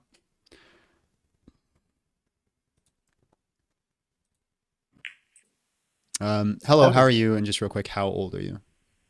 Hi, I'm Ethan. I'm doing well. I'm 27. All right, bro. Abortion should be illegal. Prove me wrong. When in taco, only exception, mother's life is on the line. Cool. Yeah, I would disagree with that statement. Okay. So I guess I'll go ahead and ask for you, are you able to defend this from a subjective moral framework, or do you believe Subjective moral framework? Yes. I don't think you can defend anything from a subjective moral framework because it's simply just negotiating with morals until the collective agrees. Yeah, I think that would essentially be correct. Like societies would have to define what is moral and what isn't. But like the alternative, though, I don't think is possible without making appeals to religion. But then it's like, how do we know which religion to decide Yeah, on? if you're talking about what is moral, it's completely irrelevant. I can make the argument from subjective rights. I am a human that has a right to life, premise one. Premise two, I used to be a fetus. Conclusion, a fetus is a human that has a right to life. Yeah, you could make that from a subjective framework for sure. But the reason why I'm asking this is because many people who I debate on this argue objective morality, and they make appeals to religion. And I guess I'm just trying to like sidestep that if possible. So I Yeah, just want to. I don't use religion as I negotiate with the presuppositions that you already hold. Mhm. Okay, no, that's cool. So then I'll engage with this. I guess for the context of this purpose, then would we be able to, for the sake of argument, argue this based on, I'll say like subjective moral frameworks? I know you said that you personally are not a fan of that, but like, would you be able to do? Well, I'm saying you can't argue from a subjective moral framework. It's simply negotiation. Because if I hold a subjective viewpoint, you hold a subjective viewpoint, I can't argue that my subjective viewpoint is better than your subjective viewpoint. But I can hold to certain presuppositions that you have. So, for example, if you have the presupposition that humans have an inherent right to life, I can negotiate with that, and we can work with that. Okay. Oh no, I totally understand. Okay, thank you. Thank you for clarifying that. That makes Yeah. sense. The thing that I would like to essentially do is reasonably maximize human happiness. That is what my goal is. And the way we do that, this is what I give value to. I think it's people's for the scope of humans. It is fulfilling humans' reasonable wants and desires. That's why I think morality actually is. Sure. So it's like a utilitarian point of view. You want to negate as much suffering as possible, maximize as much happiness and pleasure. In a reasonable way, yes. Yeah. The problem is reasonable becomes very like kind of ad hoc, does it not? When you have like subjective standards of what is considered reasonable. So for example, I think that I'm going to go to this case of if I torture or if I cause a severe amount of pain to one specific person every single day, but it ended up to the greatest amount of pleasure and well-being for every other human on earth, should I be allowed to do that? Yeah, I don't think for this being a reductio, I would need like more context on that. But like on its own, yeah, I would have to bite that bullet. You'd say, yes, we can do that. In this insane reductio that is like completely not related to real life, if that was like what would the alternative be? That human happiness and health decreases by like a 10% standard. No, I for something like that, no, I wouldn't agree with that. No, 20%? But if it was like, say again, 20%. Maybe we can start to get in like a gray area. But like, if it was like, would I like do something terrible to a terrible person, which would mean that good things happen to everyone else? This is an innocent person, right? But it maximizes it, right? So you have the greatest reduction of harm because only one person is taking on this form of harm, a Jesus figure, so to speak, and other people are getting higher happiness out of it. Yeah, I got you. And I definitely would have to bite the bullet on like some gross reductios, but like I think every side has to bite the bullet on really gross reductios. But the thing is, I don't think I try not to. I actually I'd actually be curious to see if you can challenge my worldview to see if I can bite a bullet on a gross reductio. Yeah. So I believe that your framework comes from Christianity. Well, yes, I have a large amount of my beliefs come from Christianity. Sure. Yeah. Sure. Do you think that something like slavery is okay? In certain contexts, yes. So, for example, prison systems and military. Sure. What about when you, I'm going to quote Exodus 21:2-11. When you buy a male Hebrew slave, he shall serve 6 years, but in the seventh he shall go out a free person without debt, like something like that. How does that make you feel? Depending on the context, depending on what's going on. Yeah, I don't really see like a large amount of like negativity. So you can negotiate it with this way. Let's say this person entered into servitude under this other person. I was treated right, given house and home, worked, was given payment, and then on the 7th year they left. I see no difference to this than entering into a contract with a corporation. I don't think we can necessarily define that as slavery, though. Yeah, so again, I'm using the examples that you brought forward. I can give you examples in scripture where it's like a harsh form of slavery that I don't really approve of. Okay. I guess like then as a Christian, like it's kind of, I'm going to say hypocritical. What's hypocritical? What's the part where I'm If, inconsistent? if you said that so you're a Christian, so it means that you abide by the Holy Bible, but you said there are things in the Christian Bible that you don't really stand with. So So I don't believe that the old law was given as a moral standard. Jesus makes this clear when he says we allow for the law of divorce because of the hardness of your hearts. It was never given to be the standard that we were supposed to live off of. It was a negotiation with Israel to move them towards sanctification. Correct me if I'm wrong, but doesn't Jesus also say that no part of the Old Testament ought to be ignored or something like that? No, he says he did not come to abolish the law, but to fulfill it. Truly, not one jot, not one iota will be wiped away until all heavens and earth pass away, until all is finished. Yeah. Okay, so then it sounds like it's still relevant. So when we say something like, correct me if I'm wrong, it sounds like the Old Testament laws are still relevant. And when it says something like, when a man sells his daughter as a slave, she shall not go out as the male slaves do. No, he says until all is finished. He finished it on the cross. And I'm also not an Israelite. This was a specific law to given to Israelites for a specific time. And like Jesus said, we gave you this law because of the hardness of your heart, but we did not deem it to be so. So for example, he's talking about the law of divorce, right? He says, can we divorce somebody? Jesus says, we gave you this law because of the hardness of your heart, but it was never supposed to be so. When God made them man and woman, and what God has brought together, no one should break apart. So Jesus made a very big distinction that this is not a moral standard that is supposed to be held. These are virtue ethics and case laws that were meant to be applied into a court system. If this simply just is laws that we are supposed to abide by, there would have been no court system implemented. And we know this because it was based off the case of 2 to 3 witnesses. You can deem someone as innocent or guilty. Charlie came in with 1999. Says, great live today so far. Keep it up, John. Love your content, brother. Thank you, sir. Thank you, sir. Yep. Okay.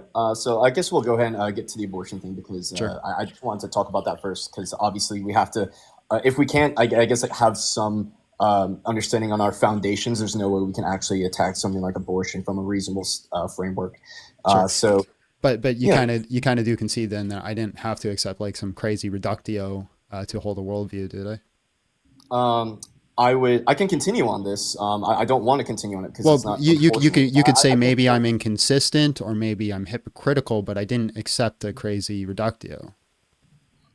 So I guess like you would have to then accept that like slavery, such as like specifically at the very least at the time where the like girls like daughters could be sold into slavery, at least for the Israelites, that this was morally justified. Because I don't think it's morally justified. I think it was allowed.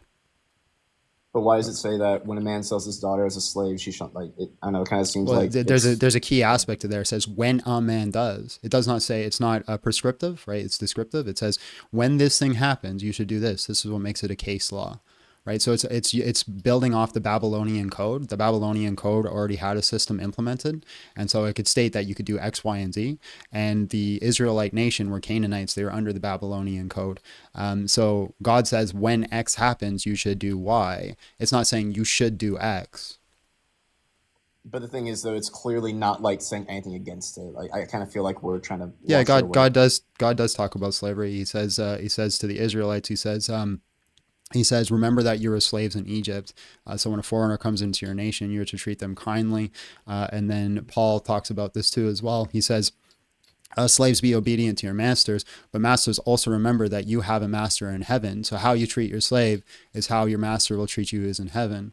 So there is speaking about this. It does talk about doing it in the most ethical way as possible. This doesn't mean that I'm saying slavery is good or that we should have slavery, but we have to remember it's talking to a specific time, a specific culture, and he's negotiating with the Israelites, moving them towards sanctification. Do you think that the Bible rejects slavery? No, it does not reject slavery. Do your morals align with the Bible? Yeah, so again, I don't think it's making the positive claim that slavery is a good thing and that we should have slaves.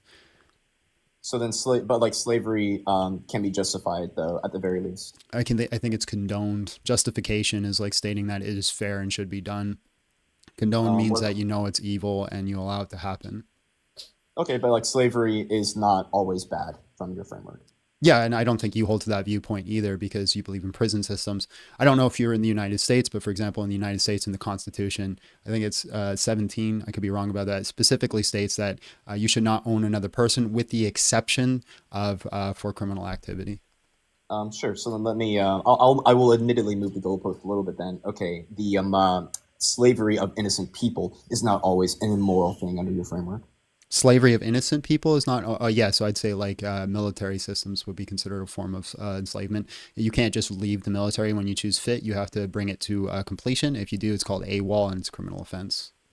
I disagree with what you're saying because joining the military is something that you sign up to do. And if you want to talk about the draft, most people, yeah. So there's laws implemented in the Bible that states that you cannot kidnap a person and sell them into slavery.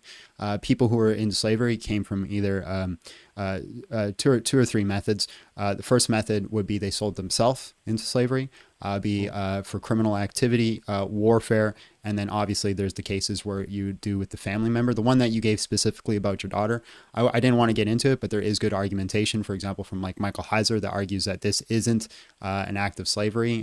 This is an act of like a dowry. It'd be like selling as a wife. And we can make an argument on whether that's ethical or not. But even if it was an act of slavery, this would be like an exception. I say, hey, I'm not really okay with that. He's negotiating with Israel. Okay, but like when we talk about though, like there are circumstances you can agree that when a man sells his daughter as a slave, right? Like this is something that can be justified. You know, you have my no, I don't think it's justified. So justification implements fair and righteous, and I wouldn't say that. No, it's not justified. Okay, but it's not immoral. No, it is immoral. But it says that you can sell your daughter as a slave. Right. So so again, the word condone means to allow something that you know is wrong to happen. So this is the same thing what Jesus said with the law of divorce. We knew it was wrong, but we allowed you to do it because of the hardness of your hearts. Okay.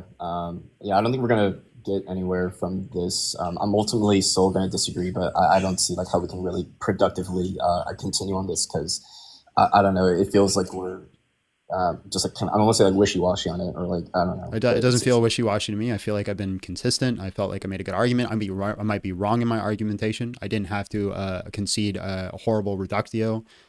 So yeah, you could say it's wishy-washy. I don't think it was, but we are more than welcome to turn on to move forward. That's fair. I agree. Okay. So yeah, I would argue that we ought to allow abortions up until approximately 20 weeks, as it is the reasonable human wants and desires that we value, and not necessarily life in of itself. That's a statement. That's not an argument.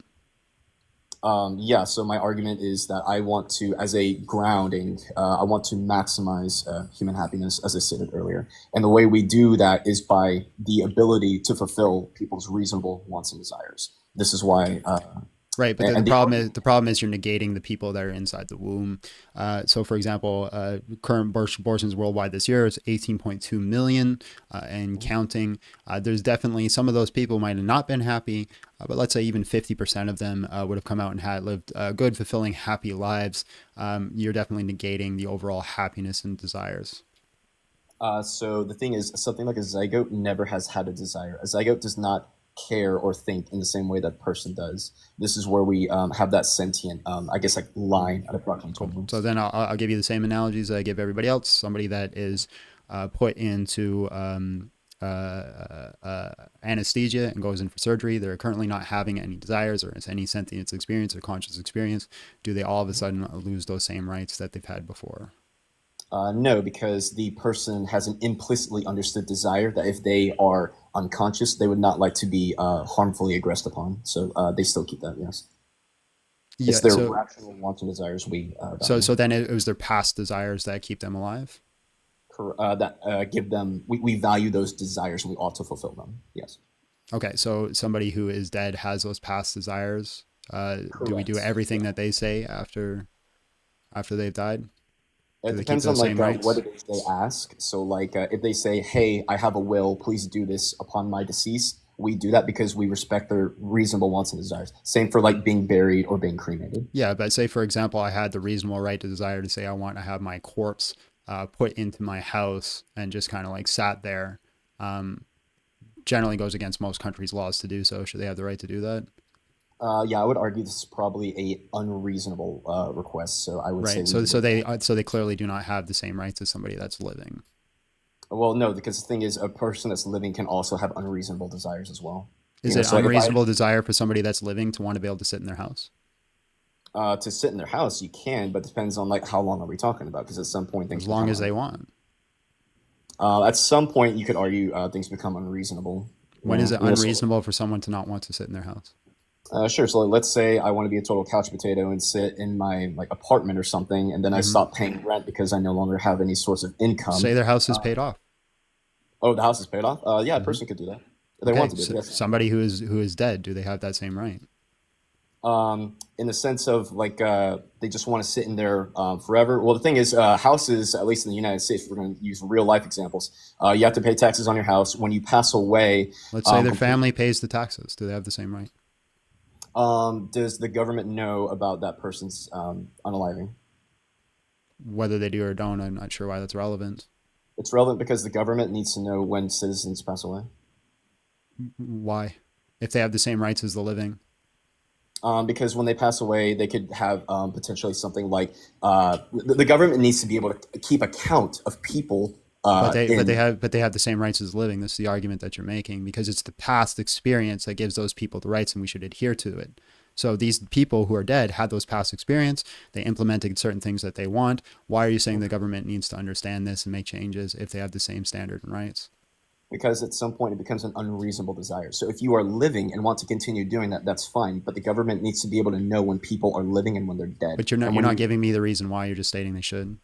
Because that the government, if we can't agree on a foundation that the government should know when its citizens are dead, then we can't agree on anything. But why should they? But why? You're just stating they should. Because the reason I'm challenging your worldview, you're saying this past conscious experience, this past desires should be adhered to the same point as somebody who has a current conscious experience. I'm trying to see if you're consistent, because a person who is dead has these past conscious desires, but it seems like you're being inconsistent because you're saying they have different rights, different things that are applied to them than a living person. The difference is when it becomes reasonable. If we cannot reasonably agree the government should know when its citizens are dead, then this is... Okay, but give me a reasonable explanation why. So the government needs to be able to keep a track of like the number of people in its civilization. Why? Because we need to have a functioning society, and this is a key part of it. Right. So you're giving me circular answers. You're saying we need to know because we need to know. Well, I just said that the government needs to know that because it's something that's going to be intrinsic to... Okay, we need to know so its government can function well and ensure people are happy in society. And part of this... How does that logically follow? Why? How does it mean that they will function well or more if they know, for example, my pop died and I'm keeping him alive, or keeping his body in the house because that's what he requested? Say that again? So remember, the analogy that we're applying here is that a human has the right to sit in their house for as long as they want, assuming it's all paid off, it's reasonable and things like that. When they pass away, they make the same request. I just want to sit in my house. I just want to be there. I want to attend every family Christmas that happens in the house. I want to be the body sitting at the table. Generally, we'd say, no, you couldn't do this as a society. I'm asking for you for an explanation why it would be no, they couldn't do this. At some point, if they pass away, so they can do that as long as they want. But if their goal, right, is to pass away in that, I would say it's immoral in the sense of the government. If we can't agree on that as a foundation, then I guess I'll just say that it's not immoral then, because if I have to explain why. But you're not giving me a reason to agree with it. You're just saying we should. Why? Should we have I will answer it, but I guess I have to ask a few foundations that we hopefully agree on so we can get to something that we agree with. Is that okay? Well, it just seems like you're saying the government needs to know, because does the government need to know every time I wipe my butt? No. Right. So then what is the specific separating factor that says the government needs to know this thing? So the government can have an idea of people's we can go into like wills, retirements. We can go into like what if you own a car, right? Like the government should probably know if you own a house and the person who owns this house passes away, how ought we to do? Like, what should we do about that? I can't remember. Well, the person has already stated all those things. They said, when I pass, I want to be able to sit in my house, attend every family Christmas. The family's agreed to pay all the taxes, right? The house is already paid off. What else does government need to know? Why do they need to know that this person's passed? Like the house is getting paid off. All the things are being paid for as far as they're concerned. This person is just another person in society because they have the same rights as a living person. That's what you're arguing for. At that point, if other people are going to be going into that house, that will be a biohazard, no? They put the person in a suit to stop the biohazard. All right. So I don't think this is going to coincide with some form of reasonable law, but like if for the sake of argument, I'll say it's not necessarily a bad thing for that, but like I'm sure there are pretty clear things that could be articulated. I just don't have the answers right now. Okay, so yeah, it seems that you have like an inconsistency here. It seems that you deem people that have passed away to have less value and less rights than those that are living. No, I just said that for the sake of this argument, there are things that I cannot articulate as to why it's a bad thing. Right, so you're conceding it. Right, you're conceding. You're saying I don't have an argument against that, so you're conceding. Yeah, but the point that I'm establishing is that we value the reasonable wants and desires. So I'm saying for the sake of this argument, I'll say, yeah, sure. I guess if you want to just sit in the house forever and then like die on the couch, then you can do that. Sure. Now let's change it that they want to go on the bus. Every day they want to be placed on the bus and continue their bus ride. They're placed in a suit. They're not a biohazard. This is their desire. So I pick them up. I put them on the bus next to everybody else, and they ride the bus. And then I pick them up when they're done the bus ride because that's what they enjoyed in life. They want to continue to enjoy it in the afterlife. Okay, so this person is still dead, right? They're dead. Okay, yeah, this would be bad on the grounds of indecency. The bus rider, I'm going to ask you to find me a bus rider who wants to carry a corpse on the bus. I don't think you can do that. Yeah, so then obviously there's a different value that this person has than the living, right? Yeah, this is an unreasonable want and desire. Yeah, but why? Why is it unreasonable? Because now you're forcing a bus driver to carry someone's corpse, and this is unreasonable. Why? Because the person doesn't want to do it, and you can't make that person. Okay, fine. If I don't want to take black people on my bus, can I say no?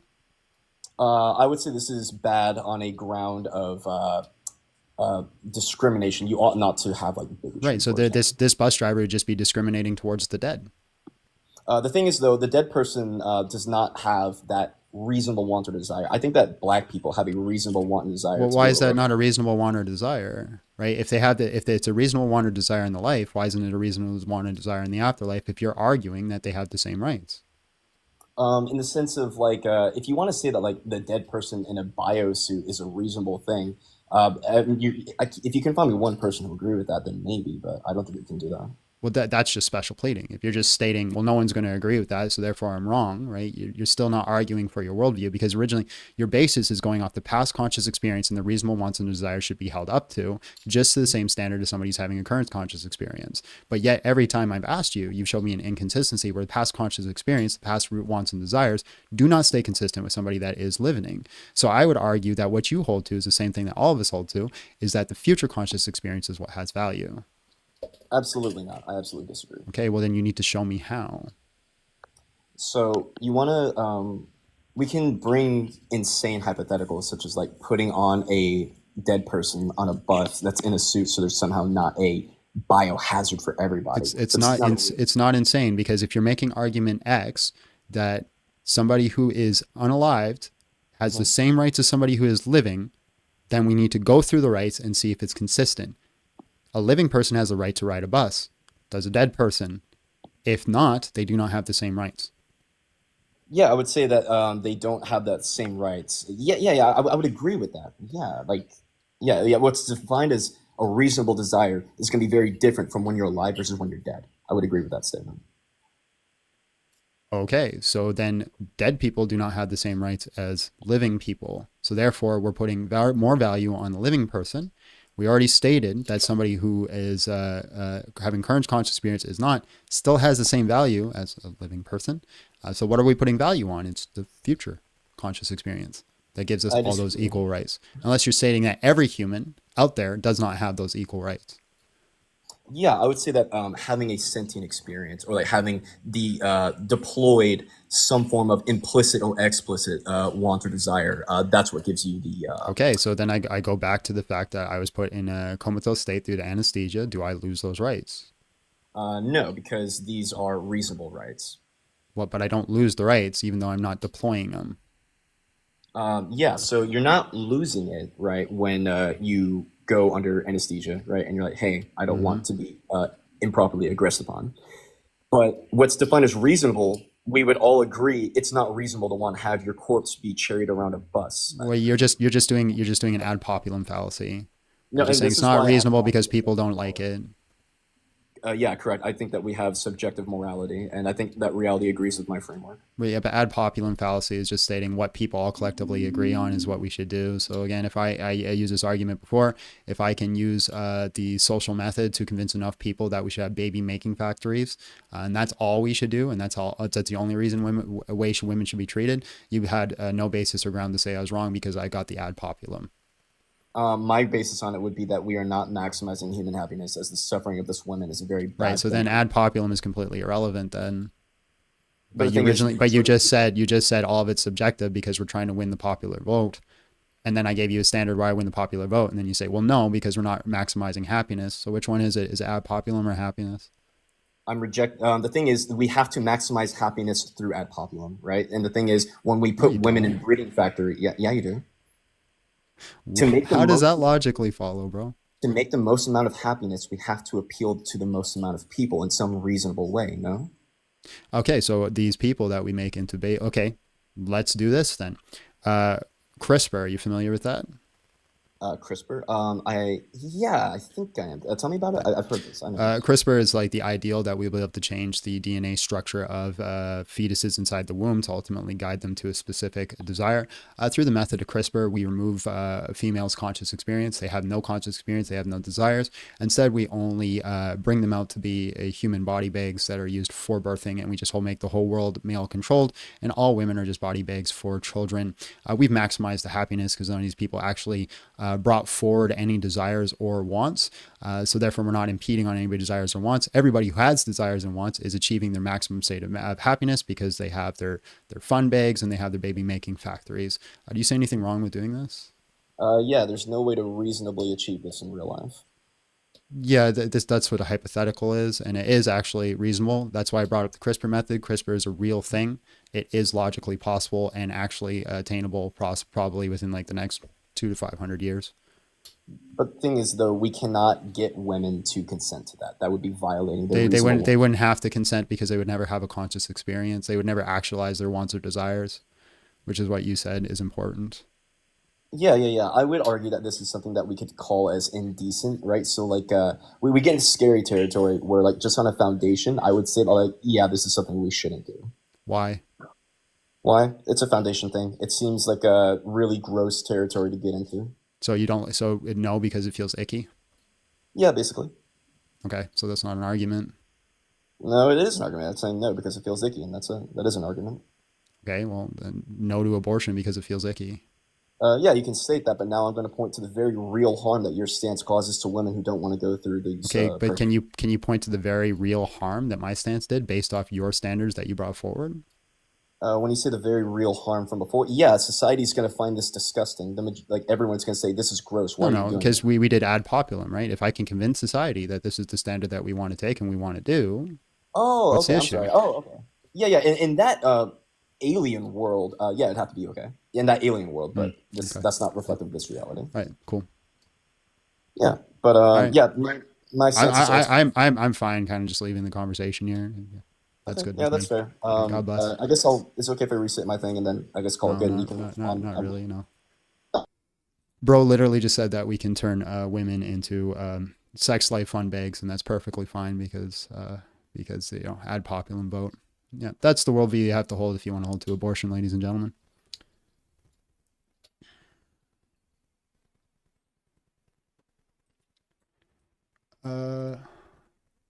The Liberator. Hello, how are you? And just real quick, how old are you? Hi, thank you for having me. I am turning 24 in October. All right, happy almost birthday, my friend. Abortion should be illegal. Prove me wrong. Win a taco. Only exception, mother's life is on the line.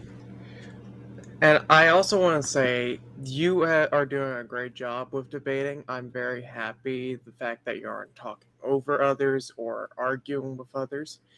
Very proud of that.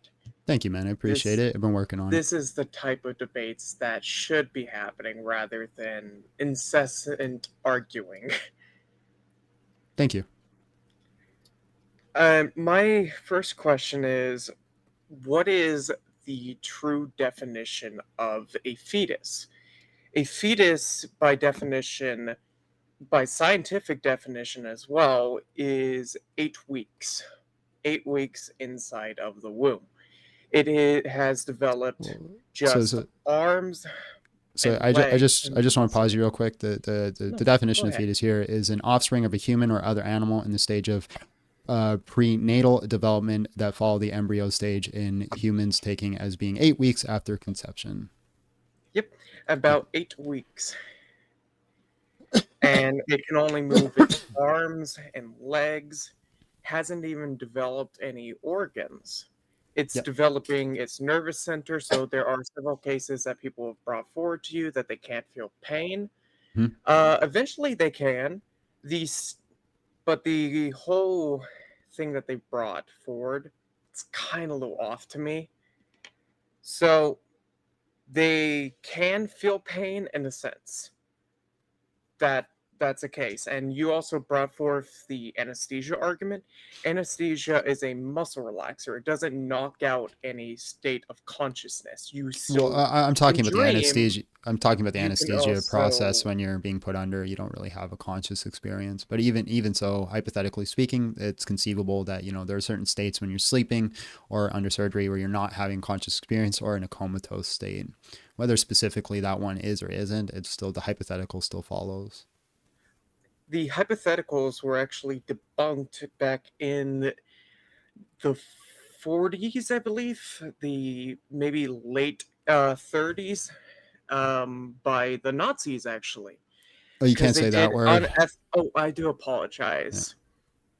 Yeah. The horrible people from back in the day, they did some unethical things, the gathering of disabled, mentally ill, other individuals of many different races, and did experiments. I mean, yeah. So it doesn't matter, because even if what you're saying is true, the hypothetical still follows, right? Like let's say that we have a ray gun that I shoot you and it turns off your conscious experience for 5 minutes, and then after 5 minutes it'll reactivate.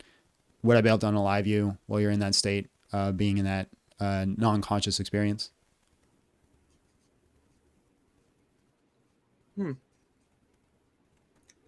I wouldn't know, as I am also an autistic individual, and I have trouble imagining things that I have not seen as an experience. And I like to study science, biology, even history. It's how I know about a lot of the unethical sciences, because I study science and we only know such modern science because of the unethical stuff. Yeah. Like, for example, they discovered the state of consciousness and where it actually exists. Yeah. So all I'm doing is, it's called a reductio. It's a reductio ad absurdum, which means to reduce to absurdity. I'm taking your worldview and I'm putting it on the most absurd thing you can think of. So people really don't like it, and I used to not really like it too, because it's like, that's not the real world. We don't live in that. That's the point. The whole point is, if we were to put you in a scenario that's really unrealistic, would you actually hold to it? And the goal of it is to see what you really believe into your core, not what you not what you believe on the surface. Okay, and can you repeat your hypothetical situation then? Yeah, so we use the analogy of the reason I use you're being put into surgery is because people can understand it. It's part of the real world. But we could still take that same concept and I could say, I have a ray gun that turns off your brain completely for 5 minutes, but after 5 minutes you wake up, shoot you with the ray gun, your brain gets completely turned off, you're not conscious. We know this for a fact. Do you lose all your rights? Can I unalive you within that 5 minutes? Considering the fact that it takes about 5 minutes to the brain to come back, I would say no, Right. because you would still have your consciousness Well, come no, back. yeah, it's coming. So like, and so you hold to what I hold to. What is valuable is not the current conscious experience, it's the future conscious experience. Because my current conscious experience is completely irrelevant if I don't have the next second's conscious experience or the next second after that. The value that I have is in the me moving forward through time. If the only thing I was allowed to have is this one moment's conscious experience, it loses all its value because what's important is my future conscious experience. Mhm. I also believe in the fact that you would need the state of, like with the hypothetical, they had the state of consciousness before losing the state of consciousness, when then they can also regain said state of Right. consciousness within So a short amount cool. of time. So the problem is, and same thing I went in with the last guy, is past conscious experience is that unalived people who have now passed away, have past conscious experience. But we don't give them the same rights and same values. That's dependent on nations and different belief systems. Okay. Well, do you think they should have the same rights as a living person? I think they should be treated as humans, not as objects. Sure. I think that we should treat them with respect too, but it still raises the question As they of used whether or to not have they should belief, have and they're this. no longer. They used to have So consciousness. hold on. Sorry. You're kind of, yeah. It still raises the question of whether or not they have the exact same equal value to somebody that is living. In hypothetical situation, like if you have to choose between keeping a dead body or saving a life, I would probably say save a life. Right, but you're still not answering the question. Do dead My people have apologies. the exact same equal value to living people? No. Right. I agree with that. So they have less value, they have less rights because they no longer have a future conscious experience. It's gone because they've lost the current conscious experience and they lost their future conscious experience. So the value that we're putting here is what gives people rights in the first place, is their future conscious experience.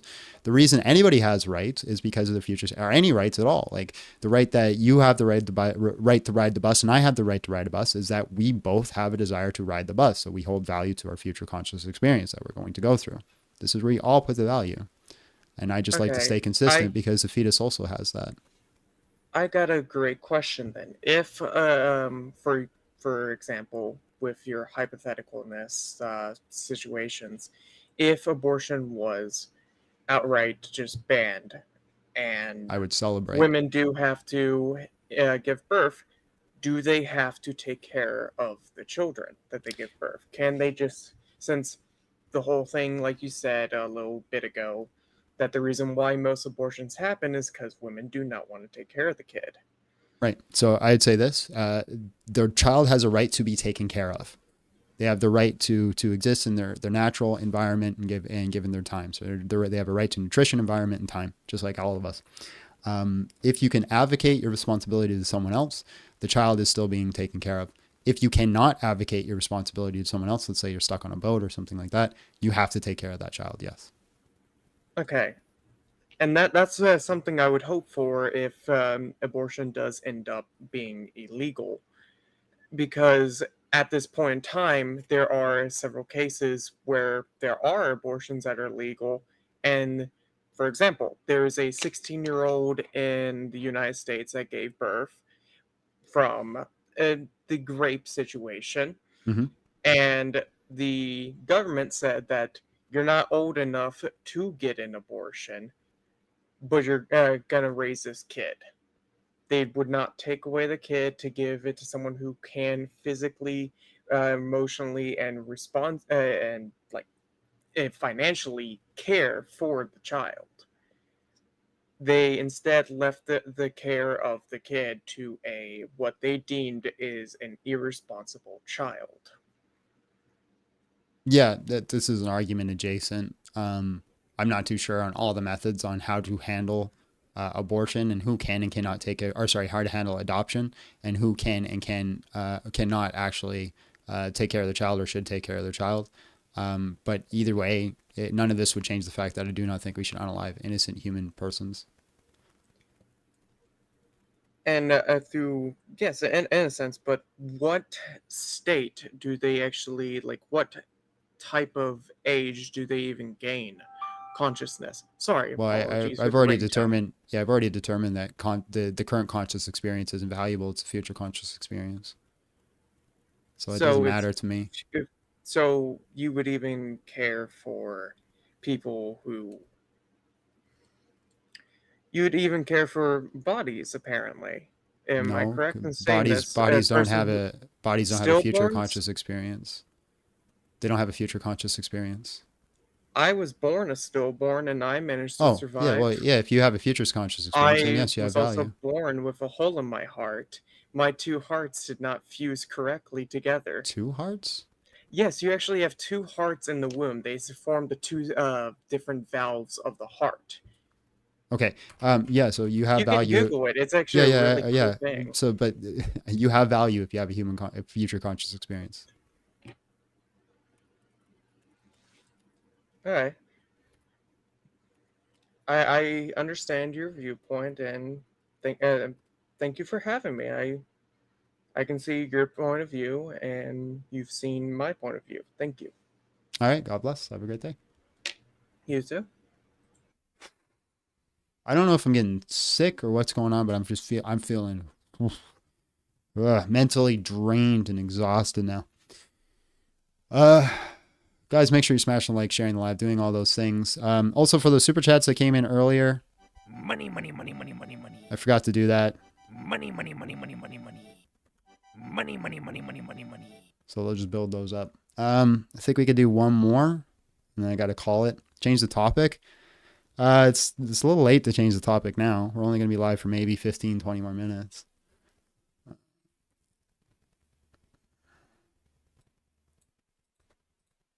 Windmill. Hello, how are you? And just real quick, how old are you?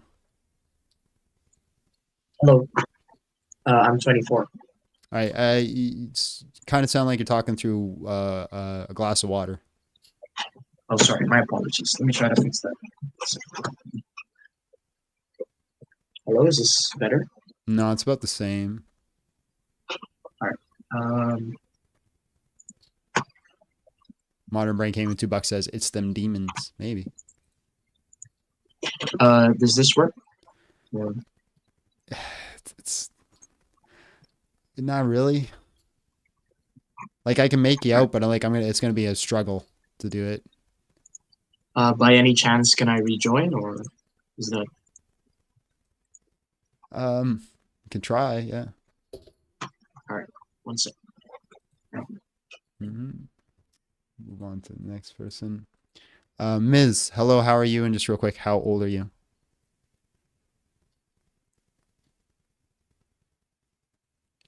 Ms. All right, God bless. All right, what was that person's name? There they are. Hello. Hello, is this better? Yeah, that's much better. So yeah, just real quick, how old are you?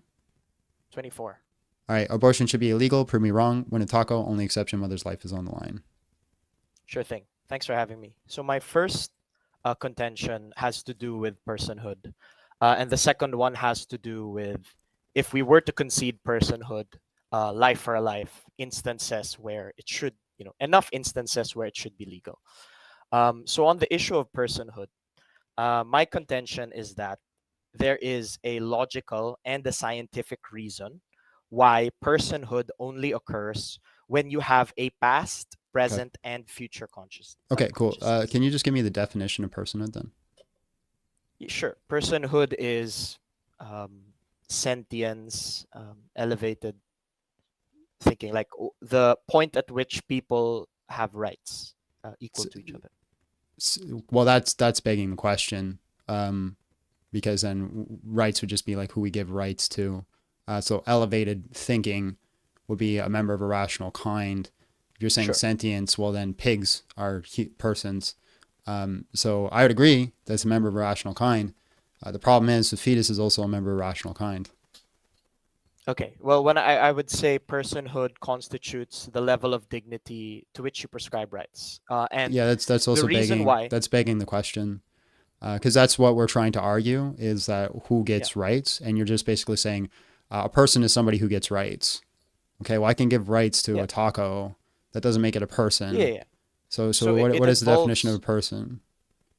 Yeah, my definition of a person relates directly why a person is someone who has a past and future consciousness. Okay, so So yeah, so somebody who has so collectively has a Yeah. past and future consciousness. yeah, so we both agree that a future consciousness matters. Obviously, I agree that that is important. Okay. I just think that a mother, someone who, and most people, someone who is born, who has a past consciousness of some degree, matters, because it is only at the point where you start having a consciousness and then have had it that you are able to develop a higher sense of meaning in your life. Okay, so right? a So you have person past a person who has past and future consciousness. All right, somebody who is fully, or actually, yeah, no, wait, we'll just go to you just pop into existence, right? Takes about 2 seconds for your brain to wake up and fully comprehend things. In that 2 seconds, are you a person? Yes. Okay, but you don't have a past conscious experience. Oh, well, the 2 seconds at least has, you're perceiving light, you perceive vision, No, you no, see it beauty in the world, takes you about two understand. 2 seconds before you start perceiving anything. You have everything that makes, you have all the human aspects, things like that. But it's about 2 seconds. You're going to wake up. But actually, let's give you more extended time. Let's say 20 seconds. Your brain's going to kick in, and then you're going to have your first conscious experience. Within that 20 seconds, can I throw you in a wood chipper?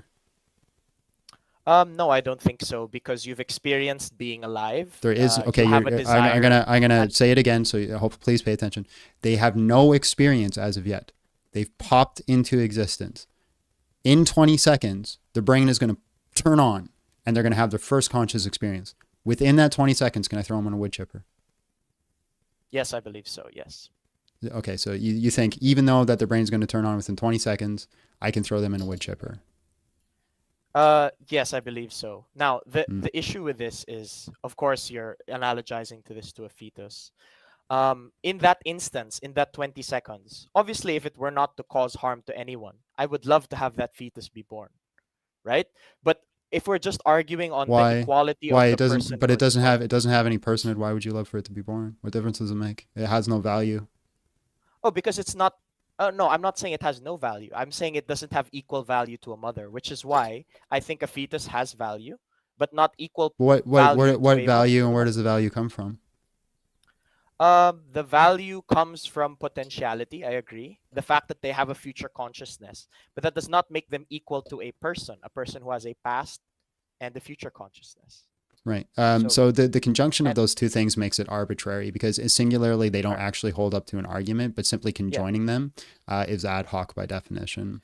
Because can you give me I don't think it's fair, because it's ad hoc. Because by themselves they are not an argument. They don't add to the argument. They don't build off of anything. The only reason that they would work is by that conjunction, and you're only conjoining them to make them work.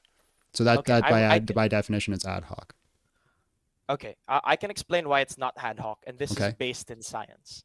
The reason why is because it's actually normal to make it such that you need two conjoined conditions for something to be considered that new thing. It's like what is this? It's an emergent property, essentially. This is normal in science. For example, there are multiple conditions that need to be met for an organism to be a living organism. They have to have homeostasis. They have to have replicating DNA or RNA, etc., etc. Right. Which is why. So I agree with you. But the problem is each one of these things is an aspect of what is considered life. It's a positive argument towards life. It's something that you would see in life. The problem is you wouldn't see these things in non-life. Right. So you have these things that are collective, that make that argument, that make the positive claims towards that. If I can make an argument that somebody that is if I can make the argument that the past future experience doesn't give them human value, or the current experience doesn't give them human value, but the only thing that gives them the human value is the future conscious experience, you simply adding on the past conscious experience is ad hoc, because singular by itself, it doesn't actually add or deduct from the argument. It's not necessary to put into that equation unless you're trying to achieve a specific goal. Where we're talking about definitions, where we're talking about definitions for life, you need all those things to define that exact thing. So to make the definition of what life is, you need X, Y, and Z for that definition. Yeah. I do not need the past conscious experience to define personhood. I can simply do it with the future conscious experience. Why do you believe you don't need both? Because I can simply state that anything that has a future conscious experience is the reason. So I don't need past conscious experience to know that I shouldn't unalive you, right? It doesn't matter if you have it or not. If I know that you have a potential future, the reason I don't unalive you at all for any reason is because I'd be taking away from your potential future like ours, right? You don't need a current conscious experience for me to know that I shouldn't unalive you because I'd be taking away from your future potential like ours. The only thing that seems consistent and true through the whole thing is the future potential. Yeah, so I don't think it's inconsistent, because I grant you future potential does give lots of value, right? But I don't understand how you don't agree that past consciousness also adds further value. So very simple question I'll ask you that will show you. Why do I need the past conscious experience to define personhood? Because I believe you reach a new, higher state of being if you have past consciousness. You've experienced life, you've experienced stimuli, you experience the biological urge to, procreate, but that leads you to have ambition. So do people who have more experience have more personhood then?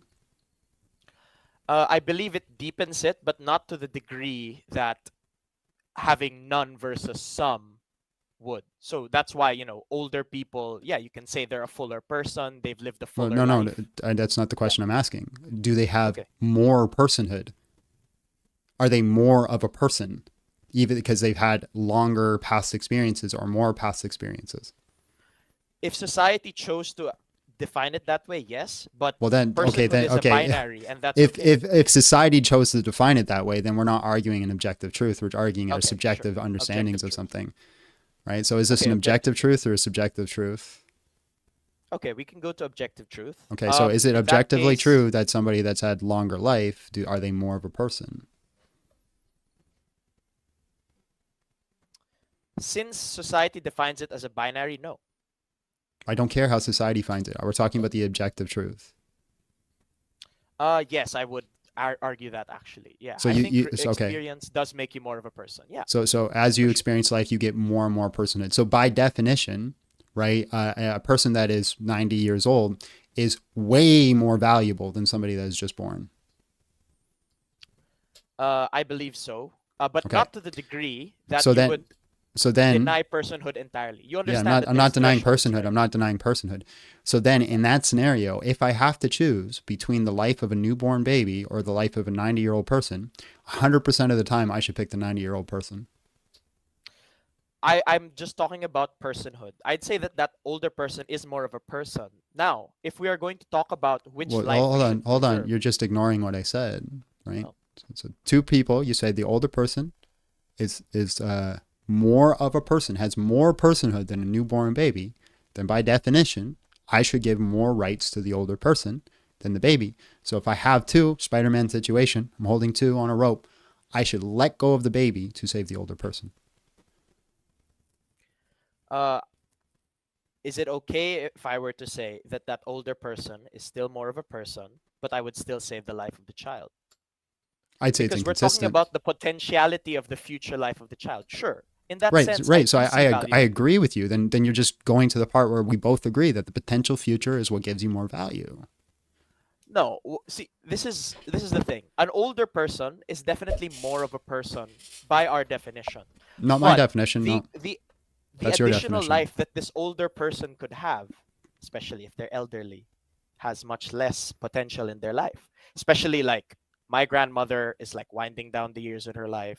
She would gladly, sacrifice for us, her grandchildren. But that's a beautiful thing. But that's the irrelevant. point is that that's if irrelevant. we're talking about personhood, Hold on. It's irrelevant because you're pointing to desire. Desire doesn't matter because we're simply stating if somebody has personhood and if that makes them value.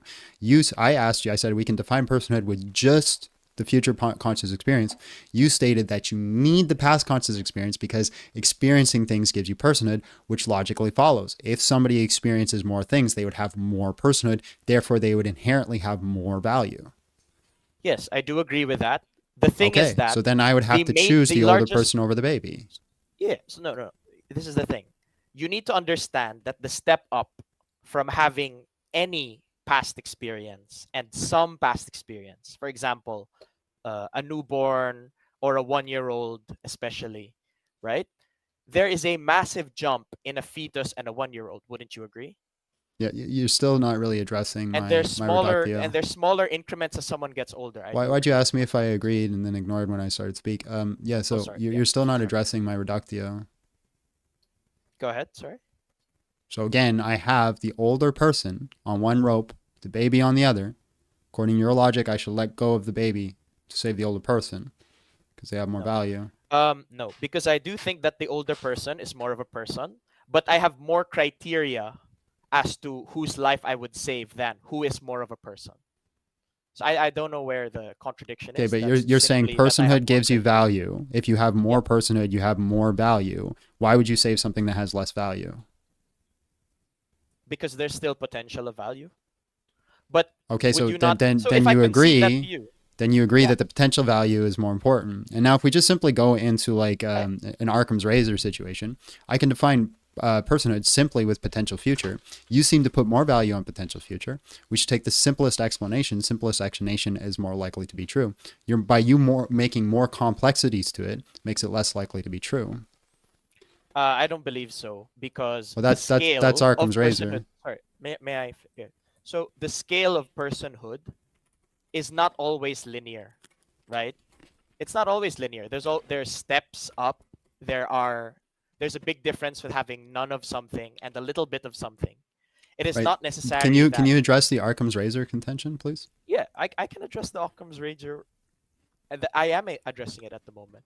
But okay, so You what are is Occam's? the only Can you give reason me? why Can you just? future experience does linearly add to personhood, but the baseline, right, to achieve personhood, a necessary condition alongside that future is past, because it is the experience of being born, being able to experience the urge to live in taking stimuli for the first time in your life. That is what activates a lot of your personhood and leads to development Okay. of more personhood over. So is there any value in past watching experience by itself?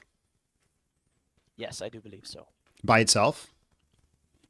With Yes, but it's not equal. with no current experience or future experience, is there any value in that? There is, but it's not equal to someone with current and future. Okay, And I so don't think there's a contradiction. okay, well, you just said you cannot have personhood without the past conscious experience. Yep. But you say there's more value in the future conscious experience. So is there more value in the future potential than actual personhood? Because if that's the case, then I think you're actually arguing for further than abortion. I'd say that you'd say people are obligated to impregnate and have children because there's more value in the potential future than the past. I mean, in a vacuum, perhaps, but the point is, I'm trying to illustrate that there is a difference in personhood. I think I've proven enough for you to concede that there's a difference I'm not in conceding. personhood. I'm not conceding that. Perhaps, no, okay, yeah, for sure. But perhaps personhood is not the only reason why abortion should be legal or not. But I think I have done enough to prove why personhood you is haven't. legal. The only thing you've proven is that people have a moral obligation to have children. I disagree. So you're actually showing that abortion should be illegal. You're saying abortion should be illegal because the future conscious experience is more important than personhood. Because you said you cannot get personhood without past conscious experience. Yes, so you literally said future potential conscious experience. Hold on. I'm going to show you why it's absurd.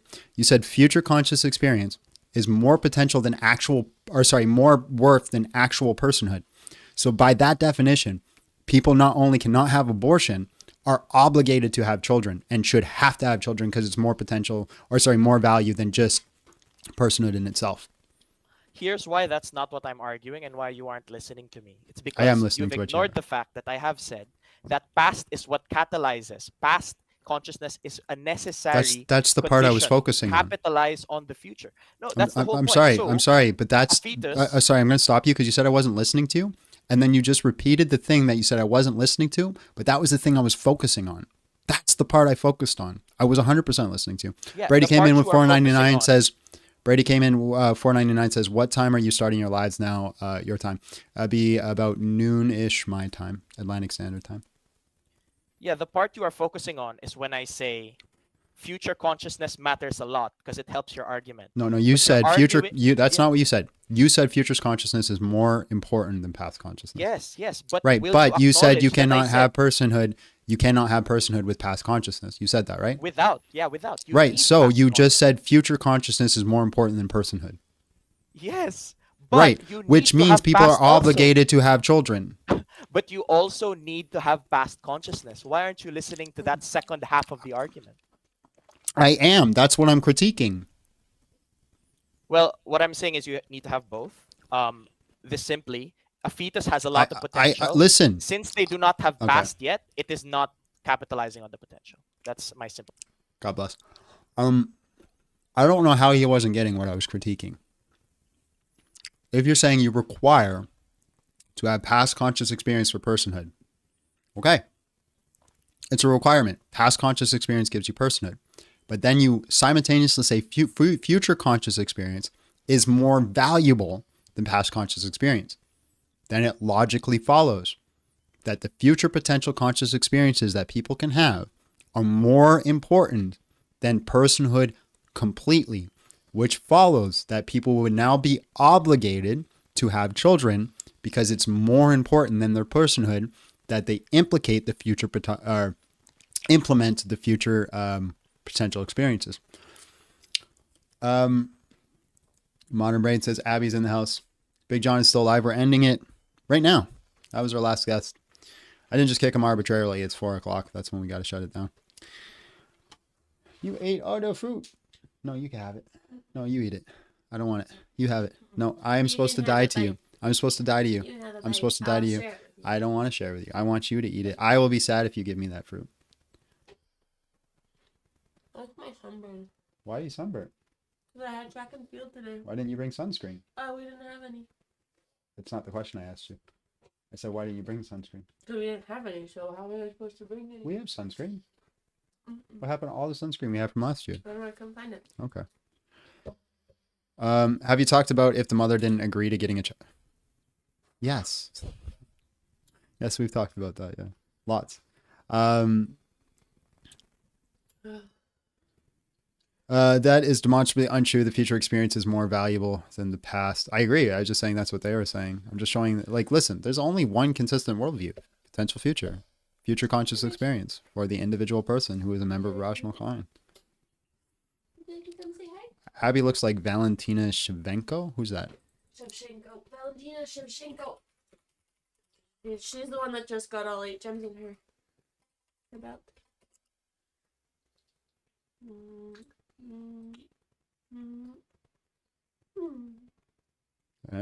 I don't see it. I mean, Abby's not blonde. All right, guys, we're gonna end it. We'll do about 5 more minutes on YouTube. So if you guys want to hang out on YouTube, we're gonna shut down TikTok. Links in my bio. I'm not gonna bring up any more guests. We're just gonna have a little chitty chat before we end it. But before I do that, we'll do a little prayer and a little plug. Our Father's in heaven, hallowed be thy name. Thy kingdom come, thy will be done on earth as it is in heaven. Give us this day our daily bread and forgive us of our debts as we also forgive our debtors. Lead us not into temptation, but deliver us from evil. Lord, thank you for this live, and thank you for the conversations. Thank you for keeping it cordial and keeping tempers down. These are tough conversations to have, and I just thank you for walking with us through it. If these are conversations you want us to have, Lord, please let us be known to that. If not, guide us in the conversations you do want us to have. I'm a firm believer if people hear the gospel, these things will change inherently, but I don't know. Maybe you want us to stand up. I'm not too sure, but ultimately guide us, Lord, to what you want and what is true. Continue to bless everybody we had a conversation with today and walk with them and guide them to the truth of who you are. For those that already know you, Lord, just give them opportunity to share the gospel, to be more Christ-like, and forgive us all of our sins and continue to give us grace. In Jesus' name, amen. In the name of the Father, the Son, the Holy Spirit. Non-consensual prayer. Lord, I want you to bless Emmy. I want you to make sure that Emmy has a great and prosperous life, has happiness and health, has everything that they desire. Ultimately, to know that you can give them everything on this earth, but it still wouldn't be enough if they do not have you.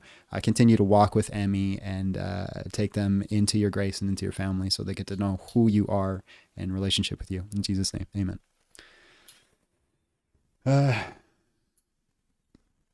You host kisses without consent? Okay. Boundary crosser.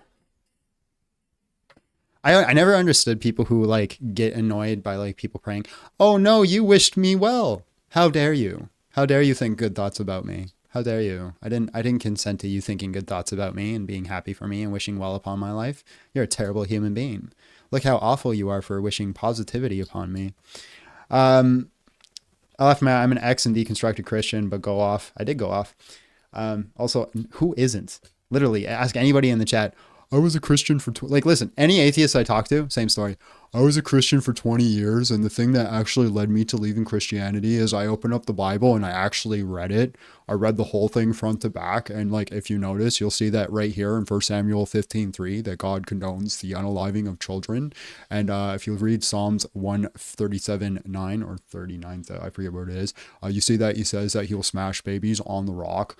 So it's very obvious that Christians don't actually read the Bible. If they did read the Bible, they would all deconstructed like me.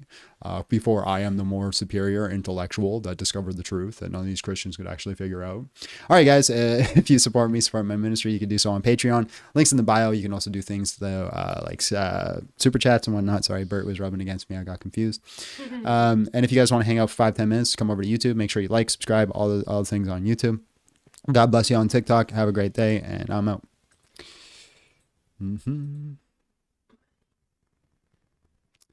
And then there's just me, you. Me, you, and Bert makes 3. And then YouTube. I was talking about YouTube. Oh. You weren't included. But there's more than 3 of them in there. Okay, guys. I'm also going to be live tonight at 9 o'clock on Inspiring Philosophy channel. So if you guys want to watch that, tune into that. So we're going to see how that goes. And I wonder if he's posted that at all yet. I might have just spoiled it.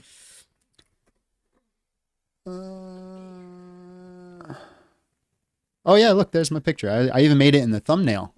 Wow, I didn't make it in the last thumbnail. Wow, we made it.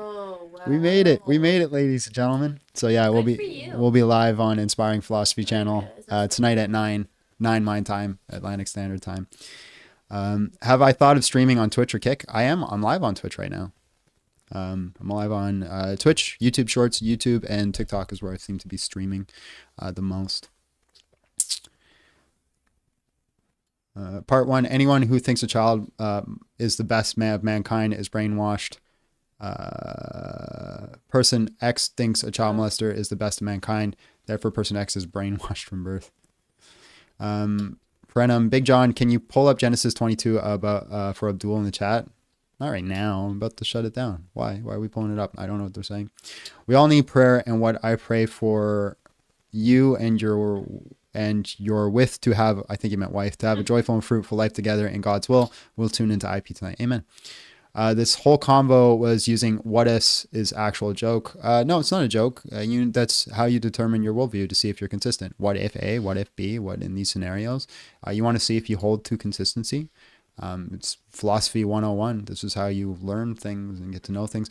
And I get it. I used to hate it too. The first time somebody brought up reductius to me, I was like, that's so annoying. What if Superman blah? And I actually got mad and like kicked them. Retroactively looking back, I was in the wrong. But I understand it. You need to challenge your worldviews and see if you're consistent. God, you're so pretty. What? Not gonna lie, John's wife looks scarier than John himself. Don't mess with her. I found the most success in giving no quarter and giving of narratives or principles since they are forced to smile, absurdity, and don't claim. Just to be honest, like you put it, they always run to the Bible, and without the Bible, they have no arguments. No, nothing applies to everything. No, nothing applies to every situation, bro. I agree. That's not what I said. Sorry to anybody who didn't get up on the call. It's easiest to get on the call. In the beginning, by the way, last live, we waited like 15 minutes for a guest to try to call in. Yeah, I'm sorry. And your caption is doing exactly what you argued against. What? I'm going to guess by your profile picture that you're like a teenager. Is Abby sponsored by Nike? She's sponsored by Thank Gangster. God, I'm not. What's my opinion on the LGBTQ HGTV? I'm going to probably get a monitor that is, pretty big. It's going to have good color density. I want an IPS monitor. That's my opinion. I think you should have a good gaming monitor. My wife looks like a delicate flower. Should I pull up videos of you smashing people? I don't think that's necessary. Oh. I'm 19. No. Can I not like a video game? No, just usually people who got little anime profile pictures are like 12 usually. Ever heard of the evictionism for abortion? No, I haven't heard of that. Anyways, I don't hold to like bodily autonomy philosophy. I don't think that's consistent, or we actually hold to it. Like, I don't think I have the bodily autonomy to run down the street naked. I don't think I should have the bodily autonomy to have my arms surgically removed and attached to my forehead. Like, I don't think there's any of those types of things that we should be doing. I think we should live in virtue ethics to reach the maximal state of what is good and what is our state of beings, and try to be the best virtue ethicists that we could be. Did the grape scenario come about yet from abortion? It's the only scenario people bring up. What about grape? What about grape? The only reason they bring up the grape scenario is because they cannot have they do not have an argument for just the standard scenario. Like, it's less than 3%. Even if you go even if we go to the more liberal websites, I think it's like 6%. Even if we take the more liberal websites, 6%. What about the other 90 some percent? 94%. Yeah. Now, what about the other 94%? 84%. 94%. I'm bad with math. They don't have an argument for that. They have to focus on these outlier situations. So if that logic, if his girlfriend experienced that, then he wants to go through it with crazy. Well, my wife, baby, if you're graped and you ended up pregnant, would you kill our child or your child? No. I'll say it again, a little louder for the people in the back. I believe in protecting children no matter what crimes their father did. Huh. Weird. Oh, this horrible, evil man wants to force his wife. Listen, she's further than me. If she ended up pregnant and she was going to die, she would die before she unalived her child. So, all right. Love you guys. God bless.